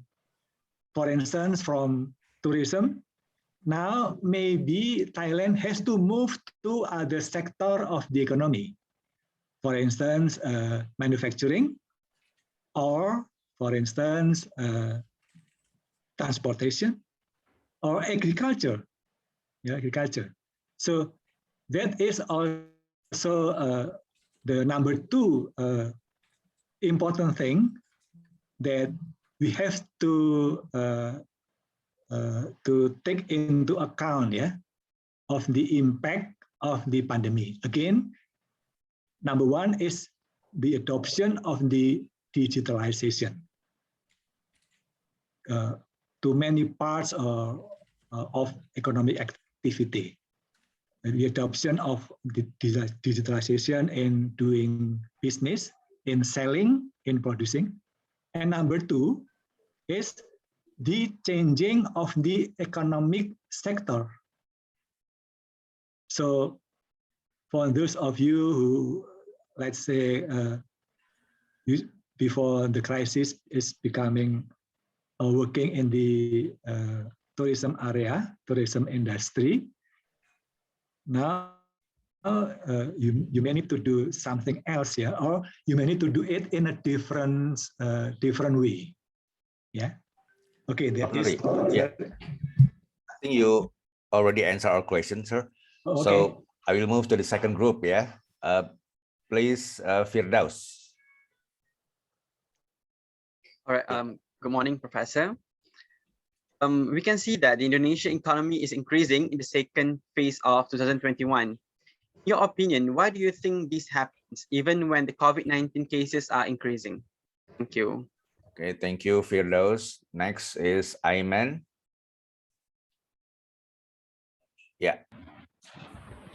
Yes, sir. So my question is that the first thing that many economies did to cater the issue of pandemic, they lowered their interest rates. I'm from Pakistan and we did the same. And even in this year, we haven't revised our interest rates. So if for many countries, this policy has not really worked out. So I'm curious why these economies change their interest rates. That is the first thing they do to cater pandemic issue if it's not really an effective policy. Thank you, Aiman. Yeah. Next one is Mudassar. Yeah, Mudassar, please open your microphone. Yes. Good morning, Professor. In your presentation, you talked about monetary policy and fiscal policy. And according to my understanding, there are monetary policy variables and there are fiscal policy variables which could be changed and which are changed in the times of crisis, such as the COVID-19 pandemic. So in the presentation, you talked about subsidies too, which is a fiscal policy variable, and you also talked about interest rate, which is a monetary policy variable. So my question is, I have heard in the news that countries have applied both types of policies. So according to you, which policy is better to cater the COVID-19 crisis? Okay, thank you. Mudassar, next one is Hairul Aiman. Hello. Yeah, hello. All right. I have a question. In your opinion, do you think tourism industry can survive and manage digitally, or there's no hope for this industry and we need to focus on other else? Also for the workers, manager, and for this industry need to be changed their job and there's no need for them to wait any longer. Thank you. Thank you. Rara, please. Okay, good morning, Professor. I want to ask you, I want to ask your opinion specifically about our nation restrictions during this COVID-19 pandemic, like emergency public activity restriction, or in Indonesia, it was PPKM Darurat. Do you think it would also affect Indonesia's economic growth? Does it affect in a good way or in a bad way? Because from my perspective, I believe some MSMEs are forbidden for doing their activities offline. And while they cannot do it online, so their only option is to close their enterprise temporarily until the restrictions get discontinued. And thus this case will suspend economic growth speed, because I also believe MSMEs are one of the driving factors to our nation economic growth. Thank you. Thank you, Rara. The last one is Mary Ann. Hello, sir. Good afternoon. So based on a recent International Monetary Fund article that I have read, it stated that interest-carrying central bank digital currency would actually help transmit the policy interest rates and would affect the monetary policy when the rest of the economy, for the rest of the economy when the demand for reserves diminishes. So my question is that is the Indonesian government considering the regulation and effect of cryptocurrency in the formulation of monetary policies and how it can affect the economic growth of the country with now during the pandemic, its trading activity has actually risen. Okay, thank you, Mary Ann. Yeah, please, Prof Nuri. Okay, again, thank you very much for a wonderful, interesting questions from all of you. I would like to do it not in order, yeah. So I would like to first to answer Rara, yeah. I think in other words, Rara's question is, what should be considered first, yeah? I mean, should we prioritize on health first or economics first? Again, the answer is not very easy because the pandemic, the COVID-19 pandemic is multidimensional. The straight answer is that the government has to do some balancing. Yeah. So not choosing one over the other, but to choose the balancing, yeah, quote unquote balancing. Even though it's not easy, but that is considered the best policy. It may not be in the first best, but it may be the second best. Yeah. So, for instance, this is answering Rara question. Yeah. Why the Indonesian government do not adopt a complete lockdown? Like, for instance, maybe China, yeah, or maybe India even, yeah, because when we do complete lockdown, it means that we are prioritizing on the health concern, yeah, not the economy, yeah. But economy is also very important because without doing some economic activity, we cannot survive. The poor people cannot do the business. The street vendors cannot sell their products and so on. So again, the answer is balancing. And PPKM, or maybe we call it partial restriction, yeah, of mobility, is considered one of the best solutions. Yeah. I think even Malaysia is also recognized, yeah, the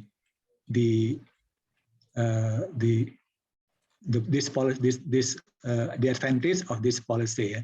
But Malaysia has more resources, so Malaysia actually can do more stringent restrictive policy, even a complete lockdown. But Indonesia is very diverse. Yeah, we cannot do that.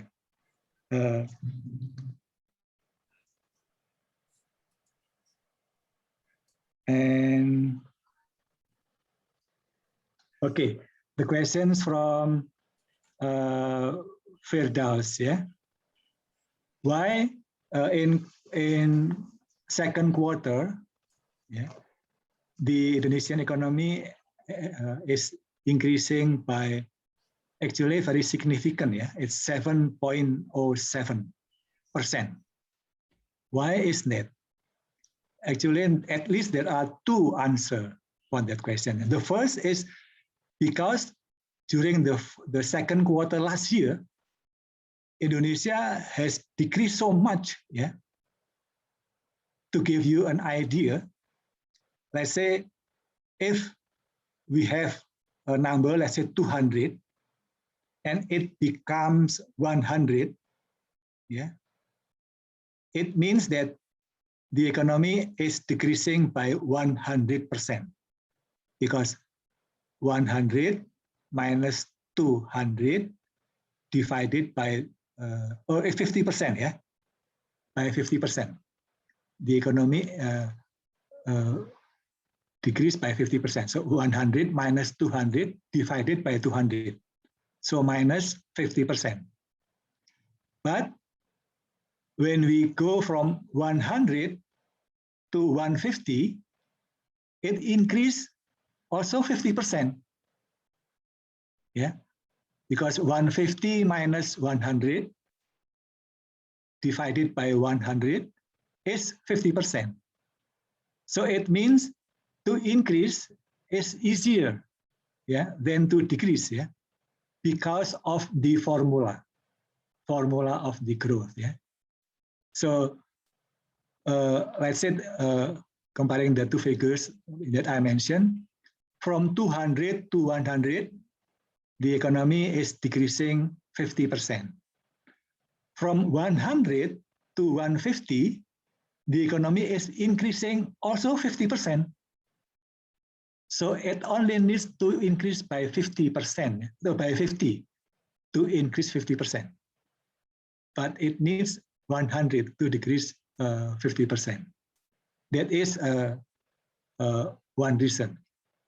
The second reason is that because now the economy is moving, the transaction, the selling, the buying, the economic activity, transaction, the market is working, yeah.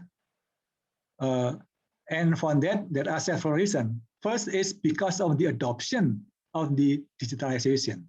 So now people is getting more and more familiar with buying online, which is in the past period, it may be something that people never done, yeah. And the second thing is because the situation kind of forcing the people, the individuals, to do some economic activities. Because without economic activities, they will have no job, they will have no income, and if that is the case, they will have no future.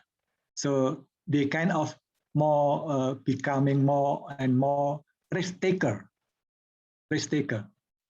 I mean, despite the danger of getting the COVID-19 infection, they still take the risk because of there is no other choice. Yeah? Because of and they try to be more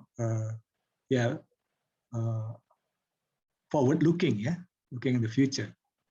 I think that is the two things, yeah, and that is answering the Firdaus question, yeah.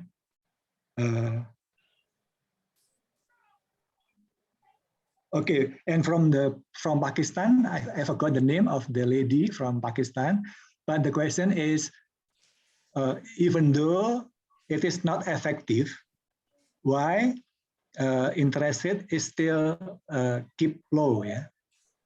For some country, it might also become lower, yeah. And the answer for that is that because that is the intention and that is the direction to boost the economic activity, yeah. Because if it is not decreased or if it is not kept low, the situation will become worse. Yeah? The danger will become higher. The risk will increase. Yeah. So that is the answer. Yeah? But of course, the low interest rate is not something that will stay forever. Yeah? Because if the economy is turning up again, economic activity is increasing, it may also create, it's called the economic is getting overheated, yeah. It's getting warmer and warmer. It means that the inflation will become a problem. And if the inflation is a problem, in some cases, in some point of time, interest rate should be increased. That is the textbook answer of the question from Pakistan. Yeah, again, even though it is not for the time being, it is not actually. It is maybe in some ways effective in some area or in some sector of the economy, but for others it is not. But again, if it is not kept low or if it is increased, then the economy will become worse. Yeah, and that is the case. Yeah, that is the answer. And okay, I would like to answer digital currency. Yeah, that is the question from Mary Ann. Yeah, from Mary Ann. Again, I would like to mention two significant impact of the economy. Significant impact of the pandemic to the economy. First is digitalization, the adoption of digitalization. Second is the change of the economic structure, yeah, the sectoral profiling of the economy. Yeah. The adoption of the digital currency is one type of the adoption of digitalization into the economy. Yeah. So, for instance, we know that China will soon be having a digital currency, yeah? Renminbi or yuan currency, and that is also the case for Indonesia. Even though Indonesia may be adopting the we call it the CBDC, yeah? Central Bank Digital Currency, at a later stage than China, but the central bank, the Indonesian central bank, is moving also to that direction. Yeah. Again, this is the formal, yeah, the formal digital currency, because now there are so many cryptocurrency that is not backed by government. So, for instance, Ethereum, yeah, and also Bitcoin, yeah. Yeah, some people may use that type of currency in doing their businesses. But as we know, maybe some of you also familiar with the cryptocurrency, that cryptocurrency is not backed up by any government in the world. Yeah? It is only operating under demand and supply of that currency. Yeah? So, because that is the case, the value of the cryptocurrency is fluctuating very much. Yeah? In one day, it can increase maybe 5 or 10%, for instance. Yeah? But in other day, it may also decrease by 10 or by 5 or 10%, or maybe more. So if you are interested in using cryptocurrency, then you have to consider carefully, yeah, because you have to take your own risk, yeah, because of the fluctuation. But cryptocurrency actually has some benefit also, yeah, has some positive benefit. I think I answer all of the questions. Yeah, I think you answer all questions, but very nice, Pak. Okay, since the time is already over 30 minutes, yeah, so I think I should wrap up these sessions. And I believe there are many questions, Pak, in the chat room, and also some people still raise their hand. second speakers. So I have to wrap up this session with Prof Nuri. So I would like to ask the audience to give Pak Nuri applause with the reaction button, please. So thank you, Prof Nuri, for the interesting and insightful and inspiring session. So thank you very much. But if you still have time, Pak, please, if you don't mind to answer the question in the chat room, if you like, yeah. And then, yeah, thank you very much. So, yeah, thank you very much. Would you please place the question in the chat room? Maybe I would like to answer it later on, yeah. Maybe not today, but maybe tomorrow or the day after tomorrow. Thank when you. I have time. Yeah, thank but you, I'll try thank to you. answer, even though in a short way. Yeah.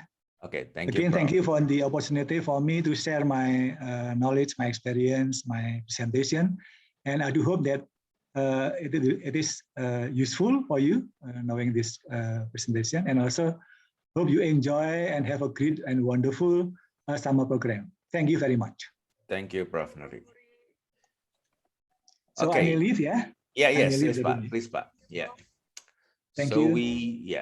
So now we have the second professor and second speaker, yeah, for this session. I would like to introduce Professor Arif Ansori Yusuf. Prof Arif, could you please please go to the stage, Prof. I'm here. Okay, yeah. I would like to hang on. I would like to give you the spotlight first, Prof. Which one? I couldn't see you in the gallery. So many people here. Please, the operator, could you give Professor Ansori the spotlight? Yeah. I saw you the guitar, Prof, behind the Yeah, green there's screen. something because you. Okay. Okay, then the guitar is missing. Okay. Okay. Before the Professor Ansori will give us the lecture about the COVID-19 and SDG 1. Yeah, SDG 1 is not poverty in ASEAN countries. I would like to introduce first the information about the Professor Arif. Professor Arif Ansori Yusuf. He is currently a professor of economics at Universitas Pajajaran. Completed his doctoral studies at Australian National University, area of expertise, development economics. Apart from working in academia, he is also dedicated himself to various organizations and other activities. He is a visiting professor at King's College London, UK. He is also honorary senior lecturers at the Australian National University, Australia. He is also the president of the Indonesian Regional Science Association. And the last one, he is also the chairman of Universitas Pajajaran and Indonesia Council of Professors. Okay, Prof Arif, we will give you like 30 minutes to present your PowerPoint and presentation. So after that, we could ask the audience to ask the question. Okay, Professor Arif, time and stage is yours. Thank you, Pak Fahmi. Let me share my screen. Okay, I'm going to give talk from the joint papers by several colleagues of ours in the Center for Sustainable Development Goals study of Pajajaran University, entitled COVID-19 Crisis and the Prospect of SDG 1, maybe SDG, the whole SDG 2, but focus on SDG 1 in ASEAN 5 countries. I think this is quite a good topic for this event because of the natures of the region that is participating in this good event. And then the subtitle is the extent of disruption. So I will focus more on the extent of disruptions of how we are progressing in SDGs, particularly SDG 1, in the midst of current pandemic crisis. So let me first by showing you the context. SDGs and ASEAN is very beautifully intertwined. Yeah? Why? Because the Kuala Lumpur declarations in, I think, November 2015, if I'm not mistaken, highlights several agenda of ASEAN countries that more or less in line with most of what the SDG want to achieve.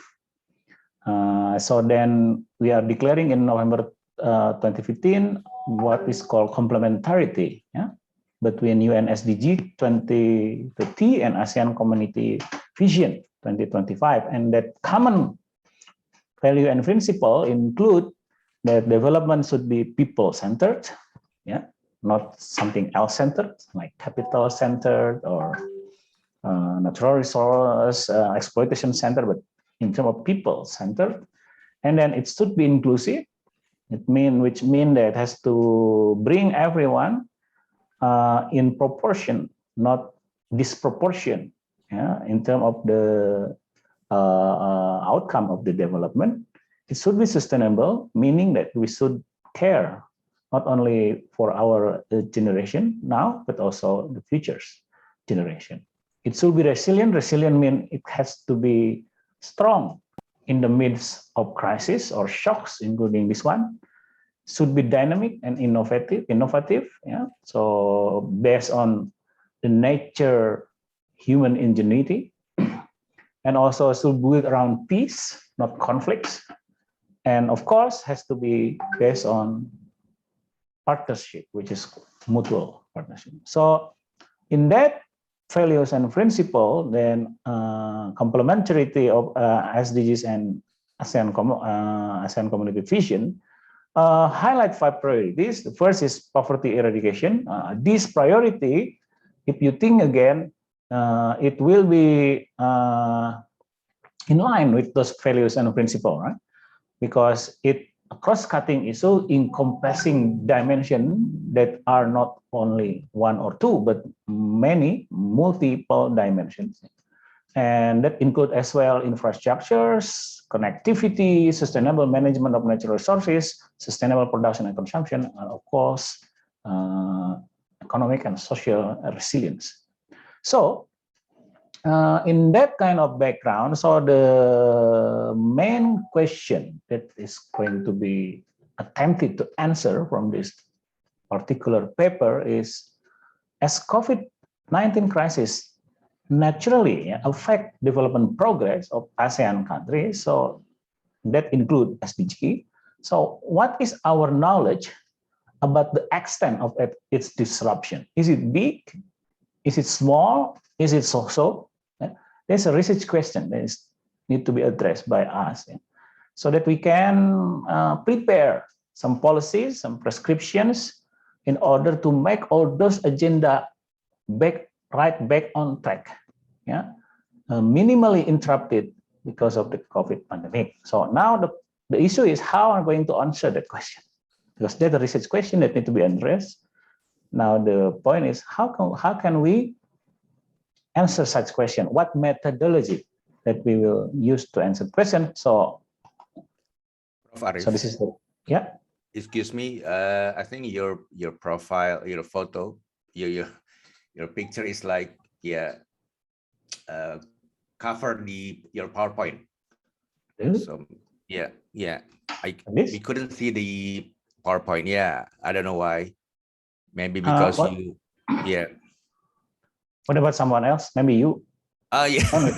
Okay. Huh? Is anyone can see? Pak Professor Arif. It is it's good clear on my screen. Yeah. Oh, okay. So only good on my screen. So I have to change my laptop. Okay. You're not blocking your PowerPoint. Okay. Okay. I got no issue with the presentation. Okay, you can see the presentation, yeah. Okay, everyone. Okay, great. Yeah, okay, Prof Arif. Very good. Very clear.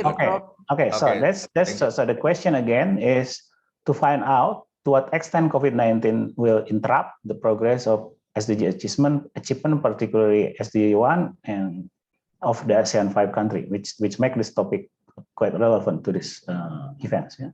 So now let's see the economic impact first, because the assumption that I'm going to offer is that all these SDG indicators is correlated or related to economic outcome of the pandemic. So as you can see here, this is the trend of 5 ASEAN countries from 2018 projected toward 2030, coming from World Bank forecast.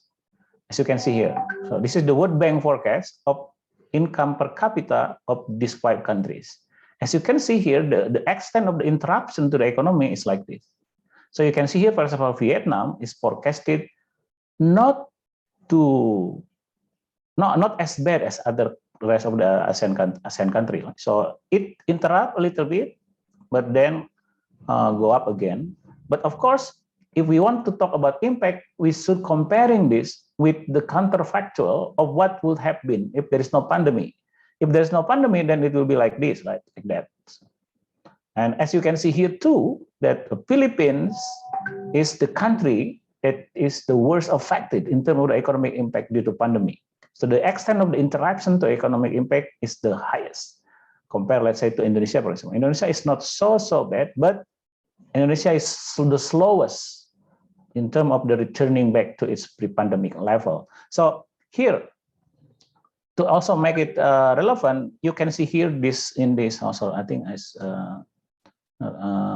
in the right, in the bottom left picture, you see that the Malaysia is the country that had the richest, yeah, followed by Thailand, and then Indonesia, then Philippines and Vietnam. So here the bottom right picture show in relative to GDP per capita deviation. So here I calculate 0, it means that what will happen without pandemic. And you can see here the disruptions is the highest in the Philippines, followed by Malaysia and other rest of the country, and then Vietnam is the least affected by the pandemic. So now this data coming from the World Bank, yeah, projection, and then the philosophy of the methodology is as follow. So let's say suppose we have a Philippines. So this Philippine data is the GDP per capita. The dash line is the GDP per capita of Philippines that would have happened if there is no pandemic. Yeah, that would have happened.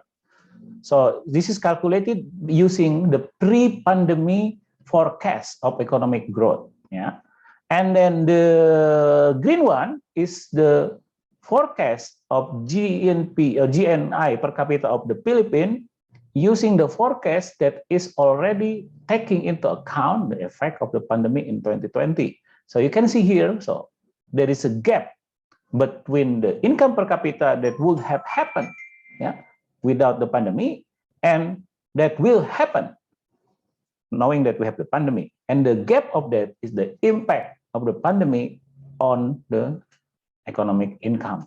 Yeah, and then let's say we cut this in 2030, then we devise a relationship equations, yeah, between this income per capita and indicator of the SDGs, such as, for example, mortality rate. So we try to find a relationship, the empirical statistical relationship between how the income per capita change, yeah, contribute to the change in indicator of SDG. This is, for example, mortality rate. Then we will try to find this parameter eta, yeah, by using some statistical, analytical, statistical tools, yeah, regression and many things. So then, if we have this equation, we're going to have this equation. When we have this equation parametrically, then we can calculate what will happen to maternal mortality rate of the Philippines if there's no pandemic. So this is the no pandemic, the dash is no pandemic. And then what will happen to the mortality rate of the Philippines because of the pandemic? I mean, if we take into account the pandemic, which is the green solid line here, and then we measure the gap between those lines, this is the gap, and the lag. The lag means how many years setback, yeah, that we have because of the pandemic. So, okay, so we do this to thousands, 6,000 SDG indicators. We use this, we use cross-country data to estimate this equation, the estimate, and then we apply this equation to ASEAN 5 countries, yeah, using such methods. So this is the example of how we come up with the relationship between income per capita and indicator. So we basically plot the cross-country data of income per capita and SDG indicator, the vertical axis is SDG indicator, and then we try to plot the best fit line, yeah, the best fit line between this variable, and use that best fit line to estimate for each country what is the parameter, what is the value of the parameter of this eta. So then we can use that parameter to estimate where, I mean, how this income per capita forecast relate to the, let's say, maternal mortality rate forecast in 2030 and calculate the impact. Yeah. So we do this to thousands, and this is the algorithm, because not all indicator can be applied, yeah, because we have a statistical quality that has to be maintained. Yeah. For example, we will exclude parameter that give you more than 0.3 just R square, or we just exclude relationship that is not statistical significance, and so on and so on and so on. Yeah? So then we come up with around 269 indicators, yeah, that we can further analyze from 1,700 indicator, because we use this selection process in order to preserve the quality that good as possible for the parameter. So then, okay, so here's the result, the highlight of the result of the analysis. So basically, one conclusion from that finding is that COVID-19 pandemic interrupted majority of SDG indicator, but not all. Not all indicator of SDG interrupted by the pandemic. Yeah. However, most of them, for example, yeah, here is the number and percentage of indicator, yeah, series dimension. Series dimension mean series means, for example, poverty. Dimension mean female, male. Yeah. So 95% indicator of SDGs in 90% indicator of SDG in Philippines affected. Yeah. In Vietnam, 61%. But we can see here now that Vietnam is the least affected in terms of the number of indicator of SDG that is affected by the pandemic. So only 61%, 91% of the pandemic. And this is the number of okay.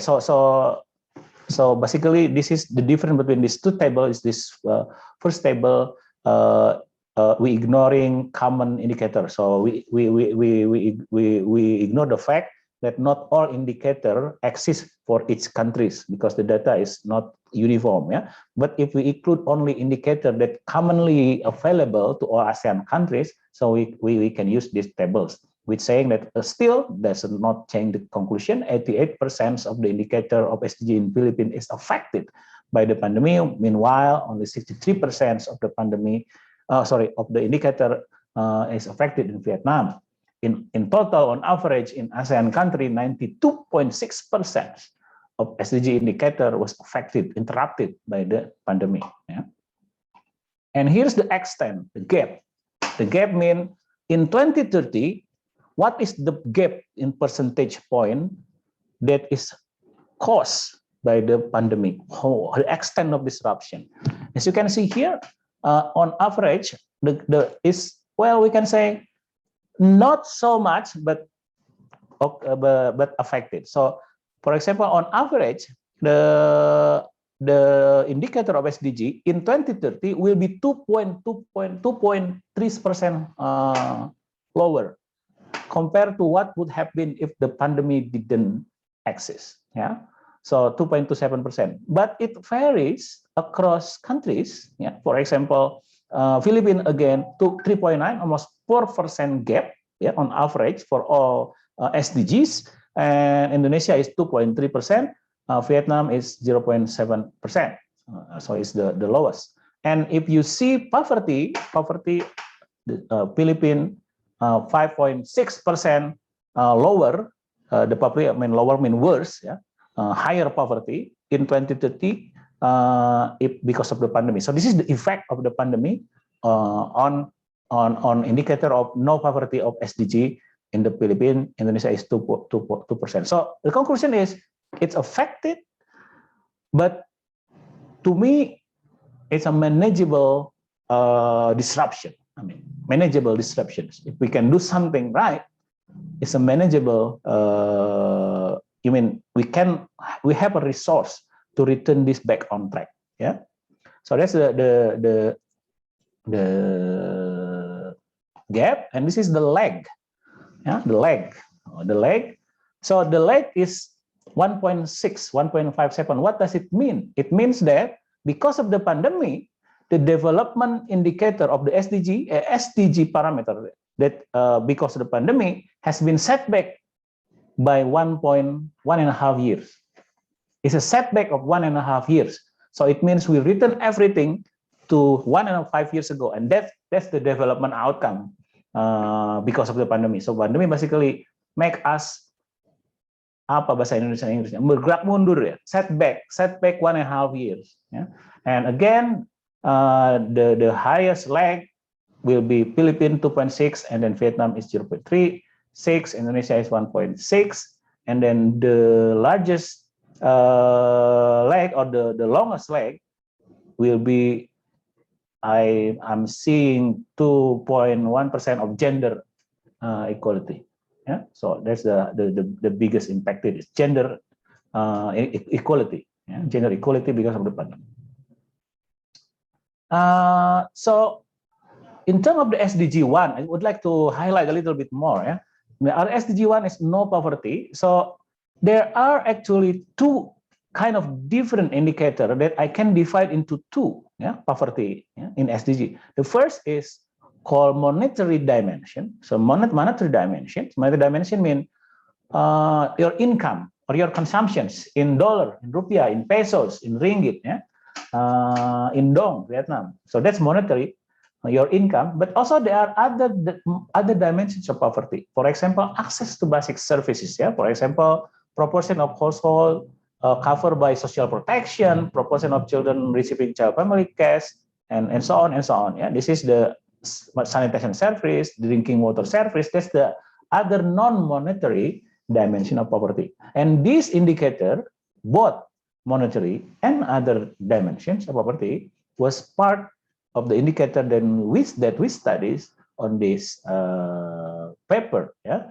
and then this is the detail of the gap and lag indicator of SDG by those both monetary and non-monetary dimension. Yeah, and you can see here the number here is the gap, and the figure in brackets are lags in years. Yeah, so you can see what, for example, in Indonesia, the highest, the longest setback is for to check, yeah, 1.9 years. Yeah, around 1.9 years in indicator of other multi-dimension. So more or less the same. Looking at the Philippines, so looking at most other countries, including Philippines, I must say that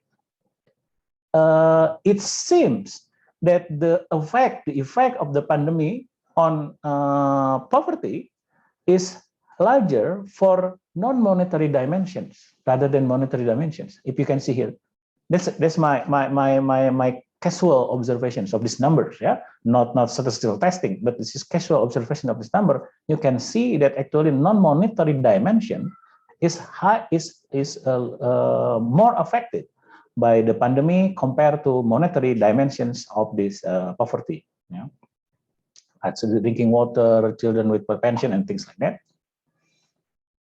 So because of so many information, let me at least bring you with this highlight so you can remember at least several points. I can share the paper. The paper is in printing in the book chapters published by ASEAN Secretariat.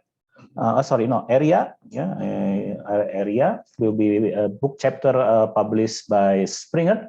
I will share. I can send you the draft of the chapter if you are really like to read. But this is the highlight. So the highlight is the first extreme poverty setback will be 0.2 years. Yeah. And then actually if you disentangle the effect of those poverty, so one story come up, which is the population who are employed, I mean worker, are the most heavily affected by the pandemic. National poverty setback is slightly longer. National poverty means poverty that is official by the definitions of the country's government. Yeah. So this slide, and that's what I mentioned in the previous slide. Impact on non-headcount. Non-headcount means monetary dimension. Yeah, impact of non-monetary dimension of the poverty is much worse compared to the effect on monetary dimensions of poverty. Yeah, this is very important finding. Why? Because with non-monetary dimension, many of them are access. Yeah, access to services, access to water, access to sanitation, access to social protection that are actually in the hand of the responsibility of the government. So government is the one to be held, sorry to say, accountable, yeah, to this, because this is basic service that should be provided publicly. Yeah. So if this is interrupted quite badly by the pandemic, then we know that who should we criticize? Yeah, of course. Yeah? And as also social protection coverage is affected negatively, yeah, leg range is from 0 to 3 years. So there are people who are suddenly without protection because of the pandemic. Drinking water and sanitation coverage gap is also quite big, yeah, 3.5%. And this is the good thing of using two indicators. First is the gap, second is the lag. You may see that the gap is small, right? 3%, and that's nothing. Sundanese language, cincai, you may want to learn from your Indonesian friend. But if you talk it in terms of the lag range, that 3 years of development, it means we waste 3 years of our time, yeah, because of this, right? It's something, right? Something significant. And if you want to compare among countries, I have to say that Philippines is the worst affected, or is the most disrupted. Vietnam is the least. And then my highlight on why that country comparisons is like that, maybe I can explain in the next slide here. So basically, I can characterize what happened in these 5 countries in terms of the how COVID-19 pandemic affect these SDGs. Yeah? Well, you may say some country like Vietnam, they are the most resilient, yeah, at least before the Delta virus comes. Sorry, yeah. So they have moderate initial condition. Yeah? Moderate initial condition means they are not so rich yet, yeah, and also not low. Yeah? So it's good already, moderate already lah, okay. Yeah? And they have lowest economic impact because at the beginning of the pandemic, Vietnam has a quite good pandemic response compared to other countries. One of them is because they learned a big lessons from the SARS pandemic. Yeah, that's one of the reasons, including Thailand. Yeah? Thailand, compared to Vietnam, it has good initial condition. Their economy and development has already been quite all right, yeah, compared to other countries. Relatively upper middle income country, already rich, yeah, especially Bangkok people, and so they have good initial condition already. However, they have different rather than Vietnam, they have large economic impact. Yeah, the pandemic impact is small. Yeah, there's not so much COVID case in Thailand at the beginning until Delta virus came. Yeah. However, their economy is so vulnerable because they depend on tourism sector so much. So the large economic impact. So Thailand has a good initial condition, large economic impact because of the specific dependence on certain sectors like tourism. Malaysia is a bit different. Malaysia, good initial condition, perhaps better than Thailand. However, they respond quite more stringently to the pandemic. They are locked down with people in Indonesia will say very cruel, yeah, lockdown no matter what. So they have high stringency in terms of the restraining the impact of the COVID. So they then, as a consequence, they have large economic impact. So that's Malaysia. So that's why. They tend to have a bad impact on SDGs. However, because they have good initial condition, well, they not be affected like Philippines. Indonesia, on the other hand, not because Indonesia. Philippines is the worst among these five. It has a low initial condition. The development is the lowest among those five countries. And secondly, the stringency of the response to pandemic is quite high. Lockdown, yeah. And the good thing of the Philippines is actually, yeah, their people has a good sense of, following rule orders, yeah. So I've been in Philippines many times, and I can see something that I cannot normally see in Indonesia. For example, people queuing very nicely, getting the taxi, you know. So in Indonesia, that may not happen very much, yeah. So in terms of the restraint tools, so that happened too. So in Philippines, for example, people are obliged to use both masks and face shield. That's obligatory. Yeah. In Indonesia, you cannot even use masks very well. You just have masks, most of people. So the discipline is not as good as Philippines. But still yet, they implement a high stringency policy in terms of the COVID response. So they combine with lower initial condition, it end up with Philippines come up with the most severe impact on SDGs. Indonesia is in between. Yeah, Indonesia is in between. Indonesia always like to see everything in the middle. Yeah? We are middle, we are moderate and things like that. So we are in between in this way too. So we have moderate initial condition, not so good as Thailand or Malaysia, not so bad as Philippines. Yeah. And what about the lockdown? The same, yeah. We don't want to be as stringent as Thailand or Malaysia, but we don't want to be too loose, like for example Vietnam or something like that. So we have less stringency. So that's the reason that the economic impact and the SDG impact is also somewhere in the middle between all these extremes. Yeah. But I don't know how it's going to happen in the future. So let me end this, yeah, with the conclusion. So the first is COVID-19 crisis interrupted almost all SDG indicator of ASEAN countries, particularly SDG 1, no poverty. On average, if you want me to cite numbers, yeah, on average, SDG indicator in 2030 will be around 2.3% lower on average because of the pandemic. This is because of, yeah, this is causality. For SDG 1 is around 2.5%, or in years lag, this is 1.6 years of setback. Yeah, so 1.6 years of setback, yeah, of SDG, and for SDG 1 is 1.3 years. However, it varies by indicator. So the heterogeneous. So extreme poverty setback is between 0 to 2 years. Yet non-monetary indicators can be even longer. Apart from vary by indicator, it's also vary across countries. Yeah? Philippines is the worst affected, Vietnam is the least. And then if you want me to conclude what is the factors that count, yeah, or that responsible to have all those variation, I may say at least 3 points. First, the initial condition of these countries are different. That initial condition consists of 2 points. First, the initial condition of their SDGs already, and the second one is how vulnerable they are to COVID-19. So they are different. So they count. They count to what will be the implications of the impact. And the second one is the impact on COVID-19 on their economic growth.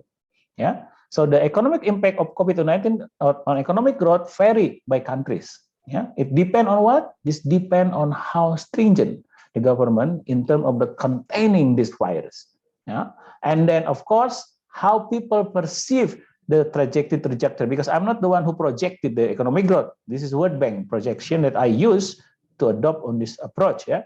to imply to other indicators. So that contain a lot of information already to how this country will grow in the future. Yeah, they see many things. Yeah, so my last point is so what? So I think the lessons learned, the biggest lessons learned from this exercise is that well, if you want to make a good policy, yeah, in terms of how to, everyone now are in need on returning all this level, all this SDG indicator back on the pre-pandemic track. Yeah, so everyone is in deep need to this. So then the recovery policy and assistance to be proportional to the impact. I mean, if we will have some collaborations, yeah, then we can hear, yeah, to help each other in aids, yeah, in transfers or helping from other country outside ASEAN countries, and that aid or that help will be proportional on this impact that we measure here. So I hope that this can be used by policymaker, not only policymaker within the government of those countries, but by multilateral organization when they are trying to help to make all of the indicator of SDG back on track to the level pre-pandemic.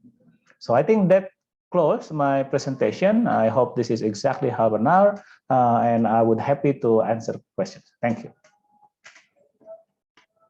Thank you, Prof. Arif. It's very interesting presentation about the impact of COVID-19 to SDGs indicators, especially in ASEAN countries.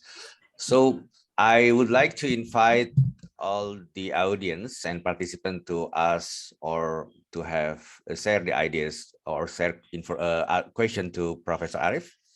So may I see your digital hand in the monitor?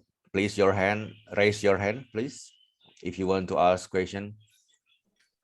So actually there is two marketplace vouchers from the organizer to the best question. Yeah. Okay.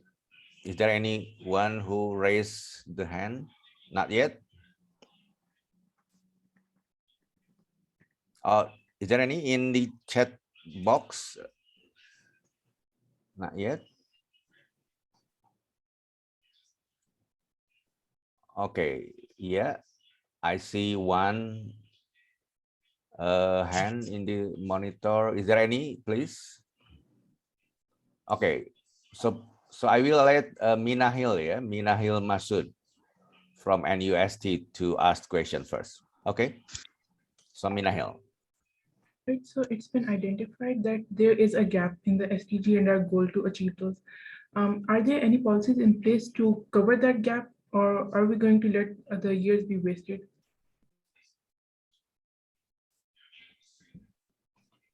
Okay, should I answer that? Yeah, please, Arif. Okay, that's a good question. Thank you. Because that actually the gap of the paper. So the main question that need to be addressed by this paper is the extent of disruption. We didn't neglect that we write something on the policy response, but we are not focusing on that. So it's a good question to raise on this event. So yeah, I think well, honestly speaking, I'm not seeing yet, yeah, in the meetings of. So I'm going to talk to you in my position or my role as people who often advise, yeah, by government of Indonesia, and then I can see that most government official now is concerned about how to contain the pandemic at the moment. Yeah, at the moment. So because this Delta virus, especially, people focus their effort, their attentions, their resource, yeah, on the short-term agenda, which is containing this pandemic. And then by implication, the focus on 2030, well, it's not removed from the agenda, but less attention at the moment. But I'm pretty sure that it will going to be addressed soon too. But now I'm not saying people has a lot of attention on the covering the gap of the SDGs indicator. People start to dampen down the effect of pandemic. Everyone focus on that. Okay, so that's the I'm not sure that's a not so pessimistic, not so optimistic answer to the question about it.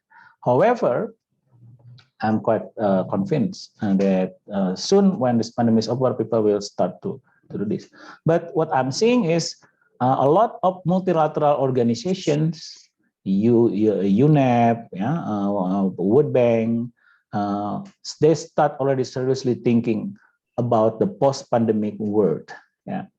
So I may be wrong. So my answer is at the country level, focus and resource are still paid their attention to containing this pandemic, not yet how to cover the gap on SDGs. However, multilateral organizations are already seriously thinking about this. And how are we going to do this? Of course, first of all, we have to remind people. We have to remind people that the COVID-19 pandemic is not only about reducing the COVID-19 infection, but also how can we return to the pre-pandemic level of development. So it means we need to put resources onto it. Yeah, we need to have partnership. Yeah, because I think if I want to mention one factors that we need to collaborate internationally, you can see here is the countries that are already back on track are countries with access to vaccines. Yeah. America, US economic growth this quarter is 12.2%. Can you imagine? Annual Y on Y quarter 2 is 12.2%.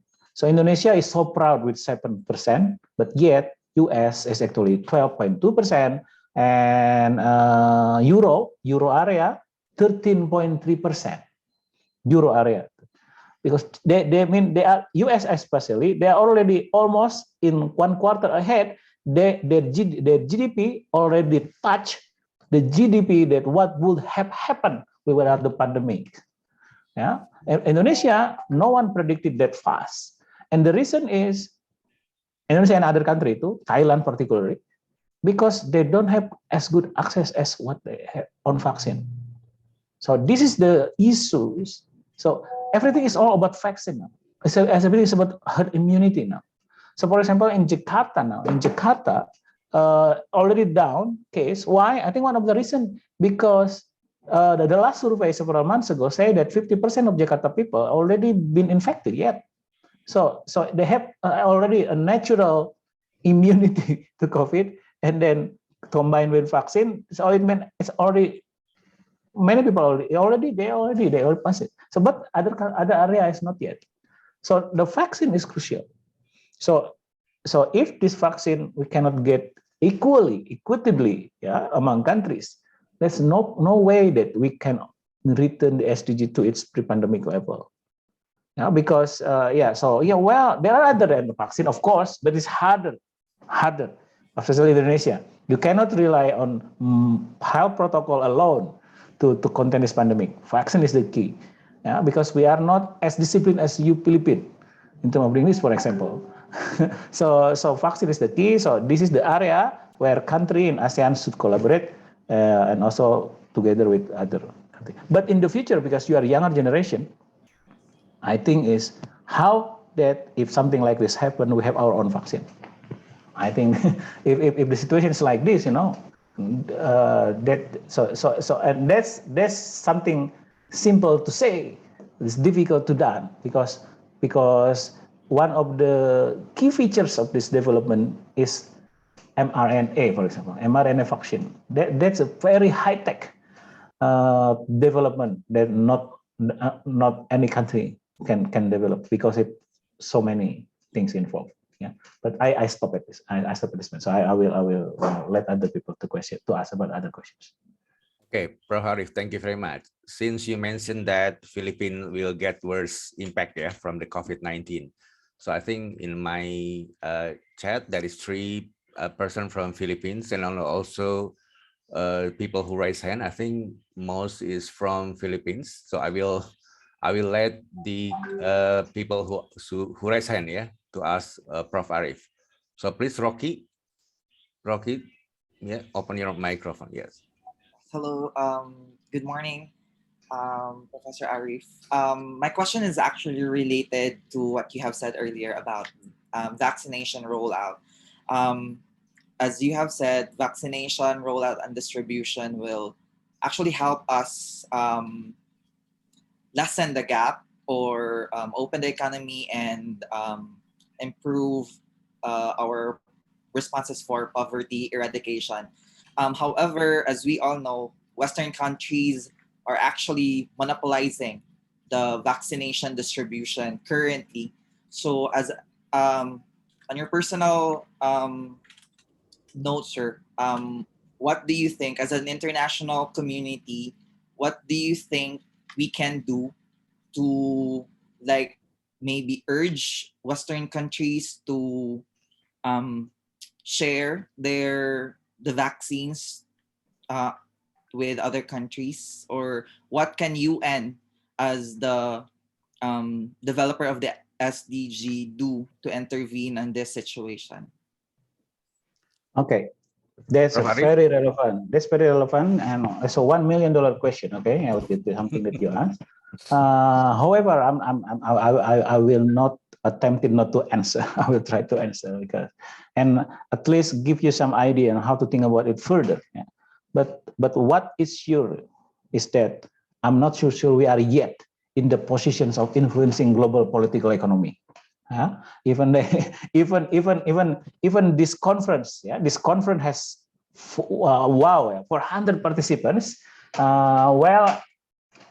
can try to influence global political economy by making statements, something like this. And maybe I encourage you to do that. I'm encouraging you to do that. You organize and then make a statement of this vaccination. Yeah, I encourage you to do that because that's what matters. At least we do something. At least we can say to our children in the future, we did something. 400 people sign a petitions that vaccines should be distributed equally because that's what matters. Yeah? However, I think first, there what we can do minimally, at least, is because what I see, vaccine is not only about supply. It's not only about supply from which countries, but also depend in some way with the political economic dynamic within the country. There are always interests in good or bad situation. There are always conflict of interest. So I had to be confirmed, for example, in Thailand, why vaccination there is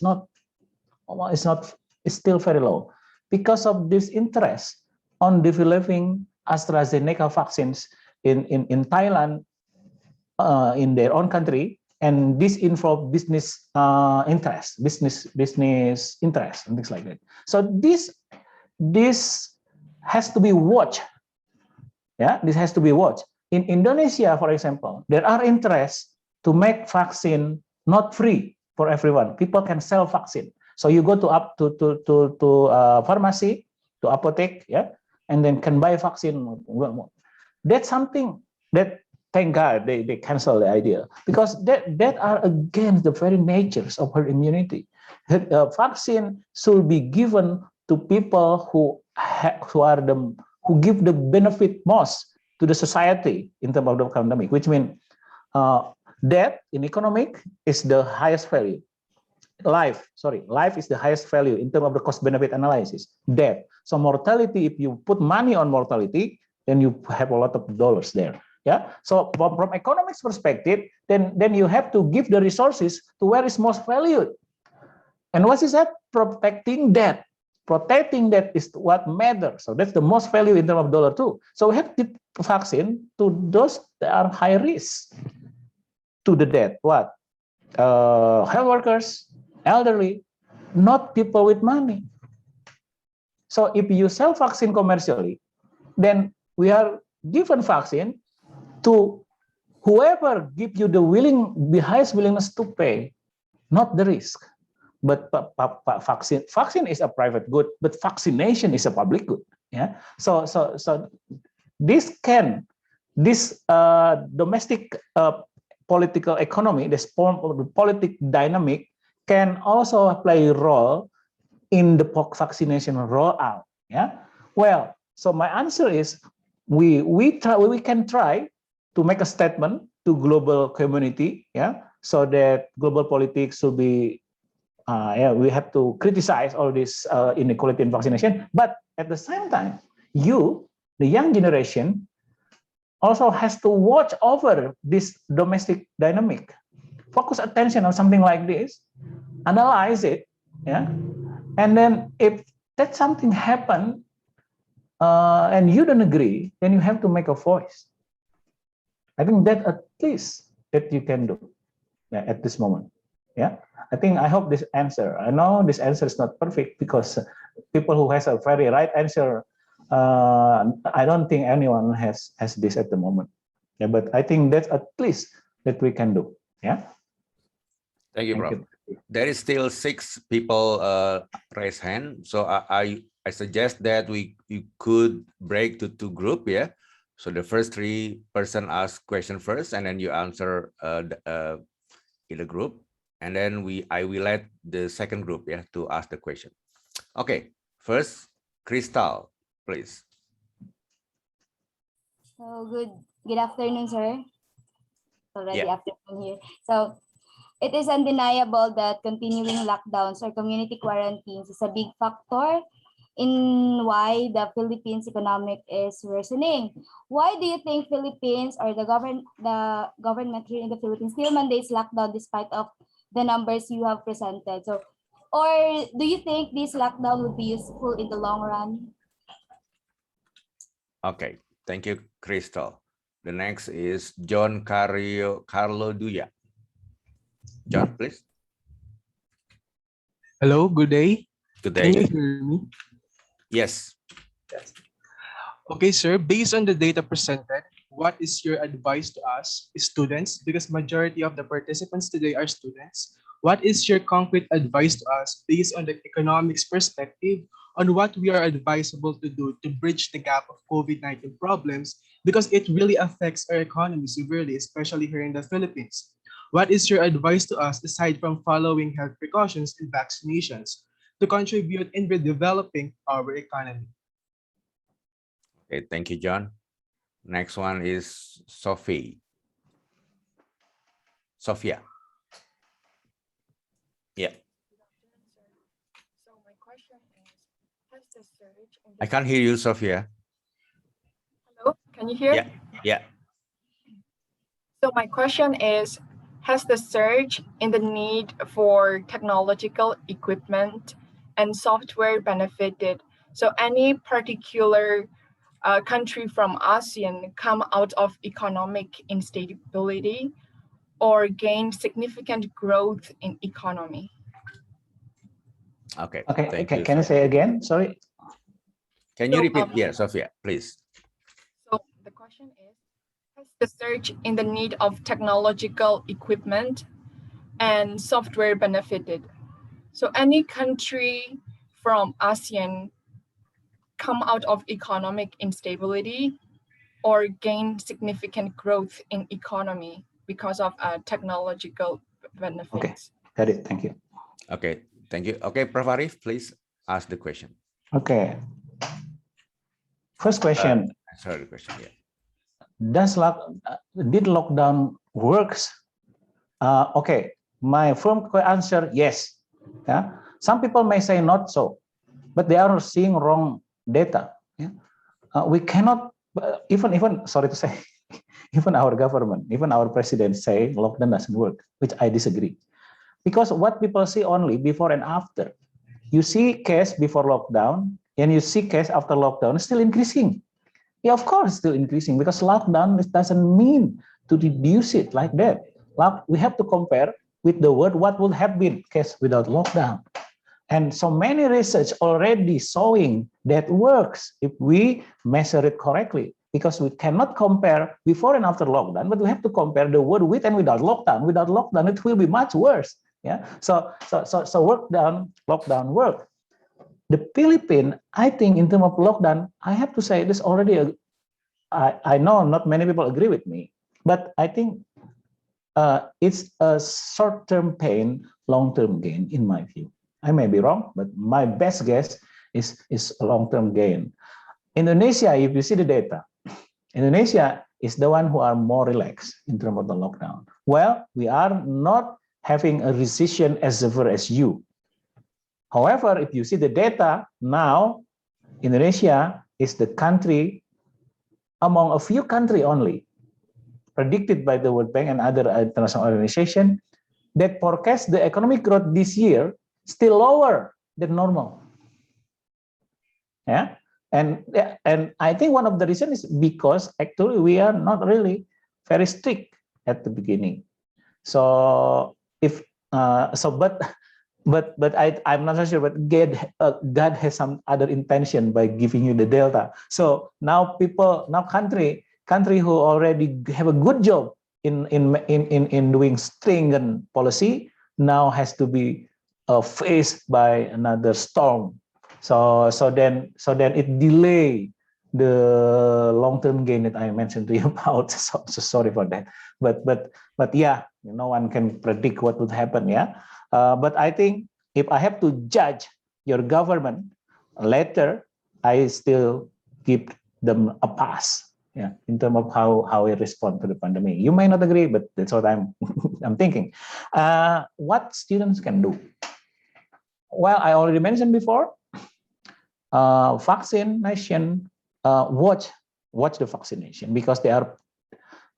You have already still sharp. You have not you already. I'm not saying that you already, but you have sharp minds. Already have a sharp mind. Have analytical tools. Yeah. You have empathy, and then one is lacking in the society now is to see clearly without interest. The strength of a young people. The strength of a young people is actually, I must admit, it has less biased eyes than adult. I'm not saying not adult. I mean more mature people like us, because we are our thinking are a lot more than you guys. So you can see more clearly of what happened. So if you see some mistakes, something wrong going on in terms of people who are want to taking advantage of the pandemic, I'm sure many of them there. Yeah. So please watch them and then criticize. Yeah. Using the data, use all these discrepancies of data in terms of the COVID case and everything, and speak it out. Speak it out. And I think that's the least you can do in terms of this pandemic. Yeah, there are so many actually young generation in Indonesia in terms with social media and things like that. In Indonesia, we have a movement called Lapor COVID or Kawal COVID or something like that. Yeah, that are very well help the government in terms of the transparency of the data. Without them, we have no second opinion in terms is this the correct numbers. Yeah, so things like that. I think you can jointly involve with movement something like that. I'm well aware. There are so many movements like this in the Philippines. I'm well aware of that. I'm pricing this because there are so many movements like this. It can be religious based, it cannot be non-religious based, but please join those activities. The last question is very well relevant. Yeah. But I have to well, the good thing. There's always a good thing about something. I mean, about something. But and one of them is that we are now more aware, not more aware actually. We have now gaining more awareness of the importance of technology, yeah, in terms of our everyday activity, professional, even personal life. So and you can see then the technological companies, the internet company are actually the source of the economic growth in many countries during the pandemic. Yeah. However, I have to say that if we relate it to the SDGs, I think this is we have to look at it's a double-edged sword. Yeah, it helped us to cope with this pandemic. However, the features of this sector is actually not really SDGs friendly. Why? Because this sector is very high tech. This sector is very capital intensive. Yeah? So it's not really involving a lot of, for example, laborers. Yeah, and depend on very high skilled individual. This is not so good in countries where the abundant number of people are low skill, for example. So where they are going to work. Yeah? So they are not labor absorbing. So this sector alone cannot really help making economic grow in inclusive way. So it helps other sector, but not so much. Yeah. So I might say, but other issue is that it already accelerate the industrial revolution 4.02. Yeah. If you see the document or publication by World Economic Forum, for example, I think 80% of company they are surveying, yeah, saying that they will accelerate their adoptions of this technology. So that then has the implication that you guys need to think about. Why? Because if you cannot cope with that, so then everyone will be replaced by technology. Yeah. So this is an issue of another different kind of issue. Maybe another conference are needed, yeah, to talk about this. But this is another positive and negative implications of the pandemic. The pandemic. So we are also need to think that, well, this acceleration of Industry 4.0, how good is that to the economy, but how bad is that to labor, and how should we prepare? So, okay, I hope that answered the question. Thank you. Okay, Prof Arif, there is a second group, the last group, I think, for this session to ask questions. So please, Jezreel. Yes. Can you hear me? Can you hear me? Yes. Good afternoon, Professor Arif. My question is, with the emergence of the digital economy and institutions like schools and governments relying heavily on the internet, would you say that improving internet service and accessibility for the population be a specific or concrete way to help bridge the gap in meeting the SDGs and help mitigate the pandemic's economic impact, considering the stay-at-home restrictions and our reliance on information technology and internet in general for business, education, and government services? Because here in the Philippines, we still have a very conservative view on the internet. So I think it sort of held us back in trying to adapt to the pandemic today, like for school and for government services. Thank you, Jezreel. Okay, next, Andy, please. Hello, good day, Professor Arif. Though I have already listened to your answers with some of the questions given, I still want to ask this question. As an economist professor, what mechanism or recovery strategies you can suggest that can help countries, especially in the Philippines, to bounce back from its economic disruption? Thank you. Thank you, Andy. Next one is Lin Mai. Hello, am I audible? Yes, yes. It's clear. Okay. My question is, according to the data, Philippines is the worst affected. However, do you think is it achievable that all men, in particular the poor and the vulnerable, have equal rights to economic resources, and Philippines can eradicate extreme poverty by the year 2030? Okay, you Thank got the you. question, Prof? Yeah. Okay, the last one. Ira, please. Hello, sir. Am I being heard clearly po? Yeah. Most of my questions have been asked by my co-participants. So this question may be out of the topic, but I still want to ask it.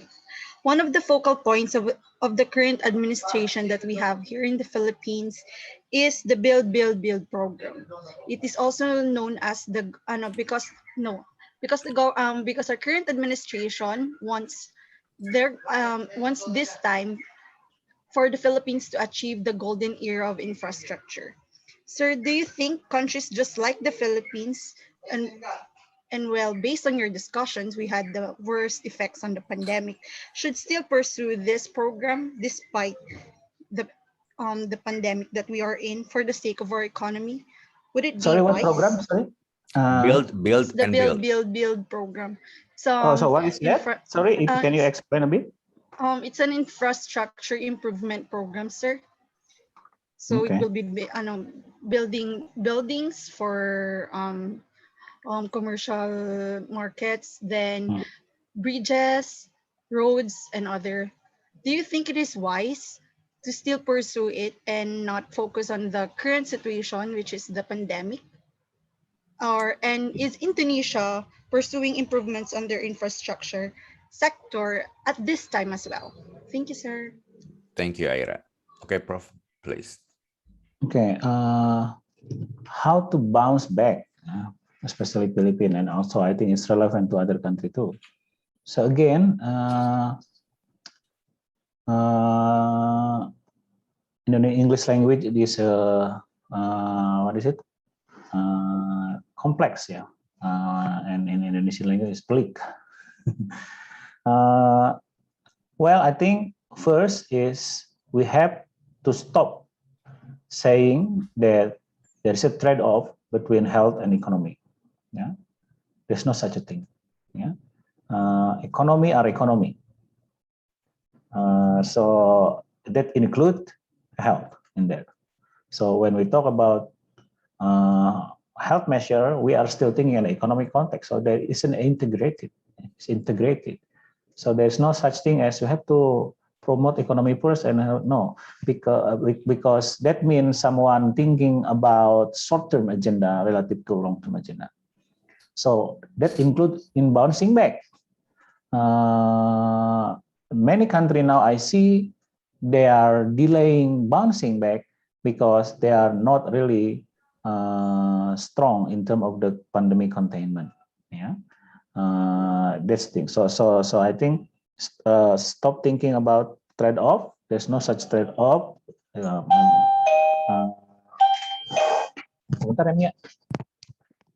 Okay, Prof. Okay.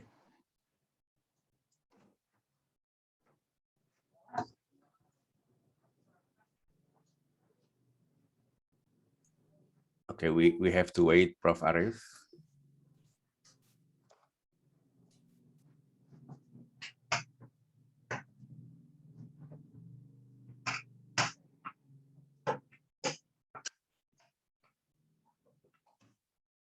Sorry, some package coming.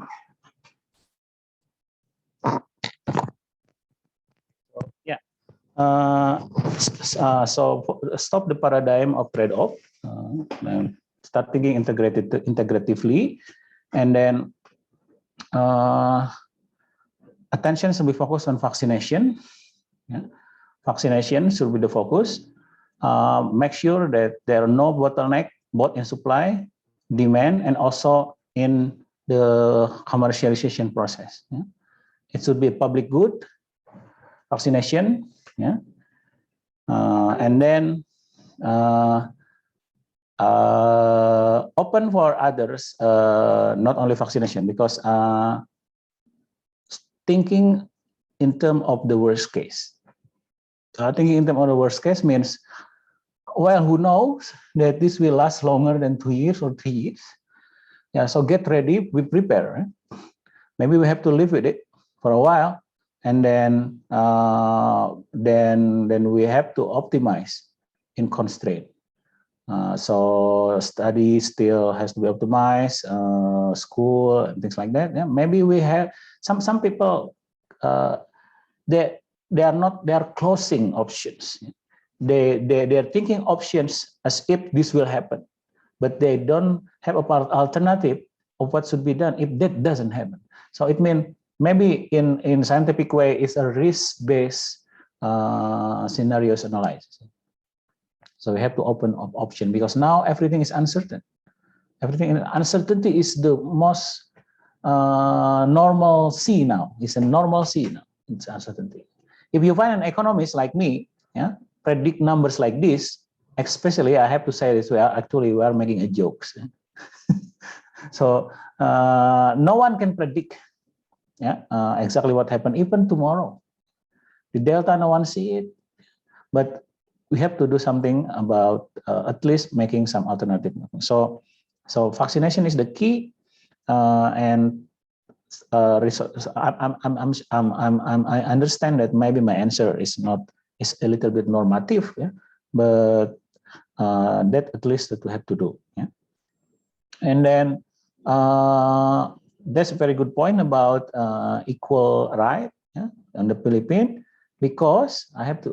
There are so many studies saying that the impact of the pandemic is not equally distributed.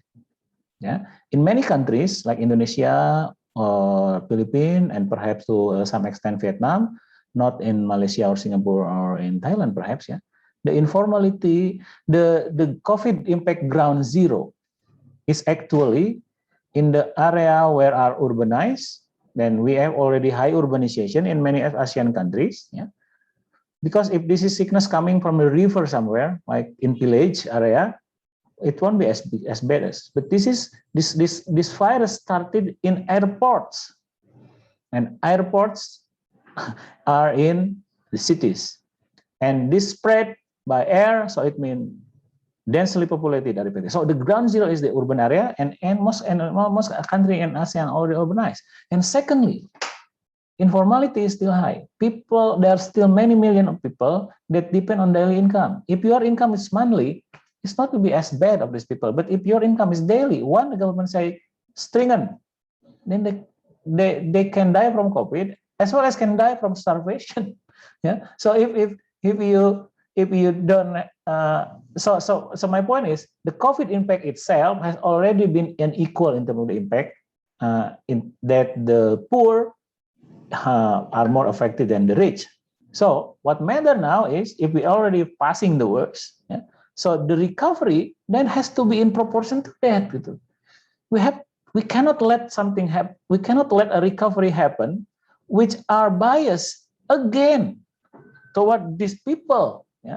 So you have to watch the policy, the fiscal policy of the government. Is it proper or not? Fiscal policy, not during the pandemic, no, but they're planning on what the money should spend after the pandemic. So that's recovery. So I really don't want to see the impact of the pandemic is biased against the poor, and the recovery that was financed by public sector is biased against the poor also. So two double twin hit to the poor. So that comes to the second question. The last question is, will program relevant? So again, ask that question. Is this will program biased against those affected in the crisis or not?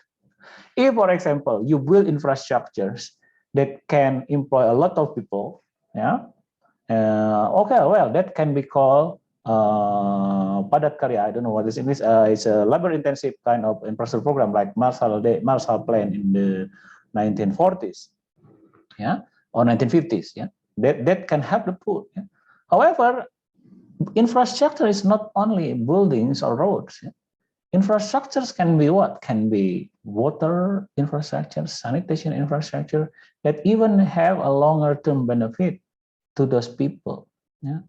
So avoid infrastructure itself just simply a monument that a politician want to be remembered, for example. It's your job to remind this adult. That's not the good thing now, for example. Okay, so I hope that answer your question. Thank you. Thank you, Prof. I think it's very insightful answer. And then I think we already touched the end of the session. So I have still so many questions here, Prof. Arif, in the chat box, and also still a couple of person raised the hand. Yeah, of course, because I have never been with audience as many as this. Okay. Okay. So it's a new record for you as well, Prof. Arif. Okay. Prof. Arif, thank you very much for the insightful and interesting presentation. So please, the audience, give the virtual applause to Prof. Arif. And I believe that this information is very important, yeah, for the rest of the program, yeah, because Prof. Arif and Prof. Nuri already give you the basic information about the COVID-19, and in the rest of the program we will still discuss about the COVID-19, but in micro level. So I believe that this information will be beneficial for you. Okay, so thank you very much, Prof. Arif, again, and I will give the session to the organizer. And Prof. Arif, please stay because there is the certificate ceremonial to give you, for appreciation from us. Okay, so get back to the organizer. Yeah. Thank you very much. Thank you for all speakers for a very insightful material, and Dr. Fahmi for the guiding the material presentation session and discussion on today's webinar, which was really impressive. Now for the certificate of the appreciation, we would like to invite Dr. Muhammad Fahmi as the moderator for today's session to present the certificate of the appreciation for our speakers. Mangga, Dr. Fahmi. Okay, thank you, Fisher. So is there a Prof. Nuri will be joining with us as well or not? Yeah, Prof. Nuri is here. Prof. Nuri, please come to the side as well, Prof. Yeah. And thank you very much. Ibu Dekan as well, Bu Dekan. Thank you, Prof. Ari. Very insightful presentation, and also Prof. Nuri. Yeah, thank you very much. And this certificate of appreciation is from Faculty of Economic and Business for you. We are very proud of you. Thank you very much. Thank you, Prof. Arif and Prof. Nuri. Thank you. Yeah, thank you very much. Sama-sama. Okay. Okay, yeah, I will send the stage to the Fisha and Irham. Yeah, thank you very much. Yeah.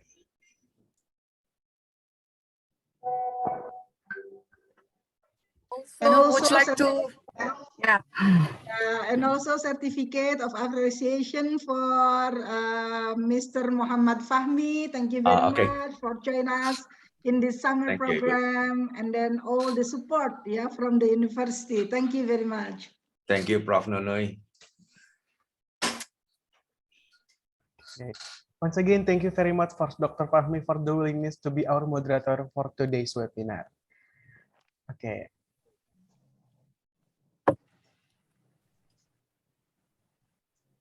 After going through today's session, there will be a quiz session for the summer program delegates, but we're going to have a break for 10 minutes, and we will be right back after the video performance by the Pajajaran University Choir. Now for the non-summer program delegates, we would like to thank for your participation that took part of today's opening ceremony of Feb Unpad Summer Program 2021. We also apologize if there are any shortcomings in the implementation of today's activity. Good afternoon and have a great day. See you on the next series of Feb Unpad Summer Program 2021. Non-summer program delegates are allowed to leave the meeting. Irham, yes. I have an announcement for the voucher winner. Oh, I'm sorry. Yes. Yes. Well, we initially have 3 vouchers, but there are so many questions. I'm very happy that we will give 4 vouchers for today's session. It's very difficult for me to choose. But based on the questions and also the timing, first, please report to your LO if I mention your name. First is Farhan Udin from Bangladesh. And then Minahil Masud from Pakistan, University Pakistan. Ira from Philippines. And Firdaus from UITM. Congratulations, you get $20 shopping vouchers. You can choose whichever marketplace that you choose. Is it Lazada or Shopee or others? Please contact your LO for further informations. And for all participants, keep contributing. There will be still vouchers around in other sessions. Thank you. Wow, Okay, thank you, congratulations for the ma'am. winners, yeah. Congratulations. Okay. Congratulations for the winners. So don't forget to report to your liaison officer if you are announced by Dr. Efsa before. And then now we're going to the next agenda where we will sing the video performance by Pajajaran University Choir. Enjoy.